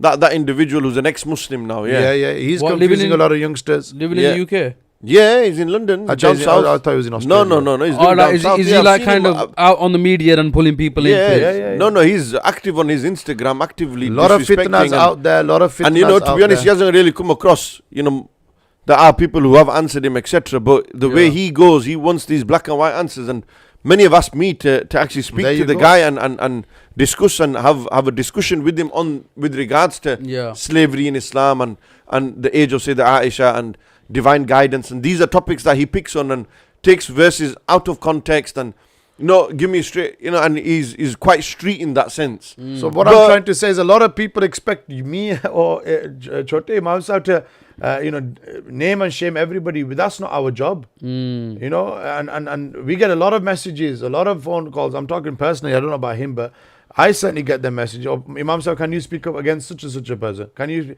When we did, nobody gave our saath. When we spoke about against such and such a person, first, our own people are pointing fingers. So what I'm trying to say is that you've got to be active yourselves. You've got to have that pehchan of who's right and wrong. And you've got to protect yourself as and well. And your children and your family members. You've got to take that responsibility. We're doing our part. We're trying our best. But we can't put out every fire. Meaning go out and educate yourself. Go out and study and learn and read up on these things. Be open-minded. See what's happening. What you see wrong, speak out against the wrong. What you see right, take the good in that sense. And get clarification. And making sure that, and if you're confused, go to sound scholarship. Speak to them. Ask them. And in a simple nutshell, go back to the Quran and Sunnah. Go back to the basics and stick to that. And leave, the job of pointing out deviancy, etc., to those who are experts within the field and those who are doing that job. And I think that the time and day and age we live in, we must focus on ourselves. Ku anfusakum wa ahlikum naran. Protect yourself and your families from the fire. Do what's right. Do what's best for you and your family. Adhere to the true teachings of Islam. And that's only going to come through ilm and knowledge and education and sitting with the scholars and the teachers and people who have their chains back to the Prophet ﷺ, who are sound and grounded within their knowledge as well. That's very important. And in a nutshell, and to conclude this discussion on Muslim revivers, Sayyidina Abdul Qadir Jillani, a man, these are all of what we've mentioned is in a nutshell and effectively what Sayyidina Abdul Qadir Jillani stood for. This is what he preached, this is what he lived. And it's important for us, whether that's truthfulness, whether that's adhering to the Sunnah, whether that's staying close to the Quran, whether that's connecting with Allah Jalla wa'ala through the divine words, etc. This is very important for each and every one of us and something that we need to keep in mind in regards. And this topic on jinns and black magic and ta'weez and stuff. We'll actually do a podcast and in detail one on this. There's so much to talk about. I mean, we've done 2.5 hours today, and it has been a good stretch. Just final few words, Imam Adil, and then Question just come through regarding kissing the hands of your Shaykh. If a male is kissing the hands of a male Shaykh, that's perfectly fine. Yes, it's proven from the practices of the Sahaba towards the Prophet ﷺ, Sahih Riwayat, and if I'm not mistaken, Imam Muslim towards Imam Bukhari, Imam Abu Hanifa, students towards Imam Abu Hanifa. So the practices of the Salaf. But if a ghair mahram sister is kissing the hand of a ghair mahram peer or sheikh or murshid, no matter what maqam or martaba or marhala that peer has reached, it is qat'an haram in Islam. Yes. Similarly, having free mix gatherings between brothers and sisters, and then justifying this. And ajkal, the Tasawwuf people have painted it as roaming around in the meadows and playing with daisies. No.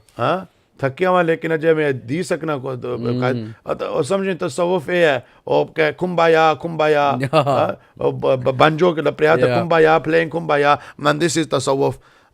Tasawwuf is what? The true ta'limat and teachings of Sayyidina Shaykh Sayyid Abdul Qadir al-Jillani. Imam al-Junayd, Sayyidina Ghazali. They are the true representatives of tasawwuf. Ajkal Deobandi bhi to peer bane हुए. तो लोग कहने ओ जी तको जी बड़े बकायदा इन Bolton में metre फिरिया हुआ ना इस तरीके नाले Asif Farooqui comes every year. बड़े मुतासर होंदे हैं लोग. Who's that? Deobandi who comes and qat'an deviant, qat'an what you call it, people should stay away from him. And bade is tariqe naal using great techniques to entice people up and down the country. They go marketing, giving the leaflets, free transport. And Zakaria Masjid in Bolton.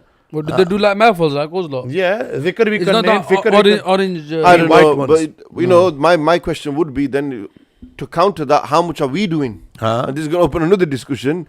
Well, you know, we need to be out there. We need to show what the truth is then. And if we don't do that, you know, by Maslaya Imam Sab, our situation. you know, how are we going to attract the masses? Podcasts. You know, why are we alienating ourselves and restricting ourselves to alignment to one crowd when we should be aiming to get the masses in to follow the way that we follow?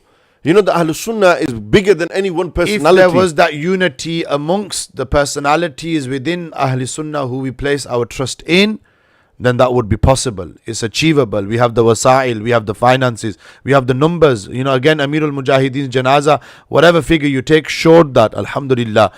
Numbers and wasail and finances and resources are with Ahlul Sunnah. The only thing we don't lack is tolerance towards one another. Unity and lack of respect towards one another. And this concept now, and this will open another can of worms. My sheikh is better than your sheikh. Mr. Lehman. My sheikh is better than your sheikh. My peer is better than your sheikh. I don't have a sheikh. Apna rang laya hua, apna is tariqe naal, what do you call it, your own uniform. And that's it, we're promoting our own. Like I said, if everyone, don't misunderstand my words, if somebody meets the criteria of a sahihul aqeeda, sacha, pakka peer, they're the crown upon our heads. Maybe ek peer na murida, alhamdulillah, Al-Murshid al-Kamil. ठीक है, ऐसा भी नक्शबंदी मुजद्दिदियाँ, लेकिन ऐसा हर पीना एहतराम करने who ultimately upholds the honor of Rasulullah sallallahu alaihi wasallam, upholds the honor of the Ashab Rasul, Ali Rasul, Awliyai Kamilin. एक या पीर साहब that पीर साहब criticizes Sayyidina Amin Muawiyah radiyallahu ta'ala anhu, the murid are नहीं असा ने पीर साहब, and he can say what he wants. लानत हो ऐसी पीरी पर यार. No, but you know, you're giving a lot of examples, but in a nutshell, just to tone you and calm you down, Imam Adil. Let me just in a nutshell to explain that, you know, the point that's being made in whatever andaz Imam Adil's making it, thinking he's in speech mode again when we're on a podcast, but you know, the point that's very important is that when it comes to your creed, you know, fundamentally you are found and known and identified upon the creed you follow. That is your fundamental. That's your whether you're Qadri, Chishti, Sorwardi, whether you're Shazili, all of this, Naqshbandi, all of these are in the scheme of what I'm saying irrelevant because they're all correct as long as the foundation, which is the creed, that's correct. So if the creed's not correct, if the belief does not conform to the Sunni, true Ahlul Sunnati wal Jama'ah constitution, then whatever name they give themselves, or whatever disguise or whatever hijacking they do, it's in reality there is no truth in ਇਹ that. ਵੀ ਗੱਲ ਹੈ ਗੱਲਾਂ ਤੇ ਵੱਡੀ ਕਰ ਬਹੁਤ ਜ਼ਿਆਦਾ ਇਹ ਵੀ ਗੱਲ ਹੈ the ਪੀਰ can be ਸੱਚਾ but murid can be deviant. Yeah, that's more common, I'd say. ठीक है ਹੁਣ ਪੀਰ is Haji Imdadullah Muhajir Makki Rahmatullah alayh. Yeah. Yes, who was the one who told Peace Sayyid Meher Ali Shah Sahab, go back to the Indian subcontinent because the fitna is on the horizon. But his murids were who? Deviant murids. Ashraf Ali Thanvi, Khalil Ambetwi, Qasim Nanotwi, founders of the Deobandi school. Yes, Yeah. Andaza lao. So is तरीके नाल पहचान रखना, this is something that we have to do. But I think a lot has been said. 2 hours and 40 minutes, we've broken the record. And I on think the we're going to previous conclude. Obviously, podcasts. it's been a good discussion on spirituality, Muslim revivers, Sayyidina Abdul Qadir Ghailani, Tasawwuf then. and tasawwuf of the past. And we should go back to study the tasawwuf of Imam al-Junaid. There are books. Risala Qushayriya is a good book translated into English. Study this book, read this book. It's simple, and you will learn and you will see what Imam al-Qushayri, rahimahullah ta'ala, one of the teachers of Sayyidina Ali al-Hujwari, aka Data Ganj Baksh rahmatullah While alayhi. you're telling people to educate themselves, a couple of people have messaged about any Dars in Nizami course or somewhere where they can learn. So if you, as an institute, Yeah, if you've got anything. and you know, that's something very important that we need to look into, and these is something that we need to study. These are books that you should purchase, you should read, and align yourself and understand before you submit and you pledge your allegiance to anyone. Understand what you are doing. Don't just blindly follow and conform and think this is what's the way forward when it shouldn't a lot be. of cults today, a lot of cults. And you know, Imam Adil starting again. I want to wrap it up now. To be honest with you, he said a lot today, and Meter phirya hua just bas. I think you know, in a nutshell, it's very important to understand. There's a lot more to discuss, and this is once again another episode of Let's Talk with IMAH. This is Deen and Dunya. Today was more Deen related than Dunya. But we've got loads of topics lined up, inshallah. Please subscribe to this YouTube channel, Al Hikam Media. But more importantly, subscribe to the actual podcast channel, which is Let's Talk with IMAH. Eventually, all podcasts will be on that channel. So we need the subscribers to grow on there. Please subscribe and join on and benefit from the Let's Talk with IMAH podcasts, where I get guests on, people on, and we talk about different topics, subjects relating to the Deen and the dunya. Allah bless you. Once again, thank you very much to the panel, to those who joined, Sol Jawas and Imam Adil, for an insightful discussion on Muslim revivals in Abdul Qadir Ghailani and spirituality. May Allah Almighty bless us. Stay tuned for the next podcast. Keep up to date on our social medias, and send your topics through, whatever you enjoy, whatever you like. Send your feedback. Anything would be good. Any feedback will be listened to and read. Allah bless you, and see you on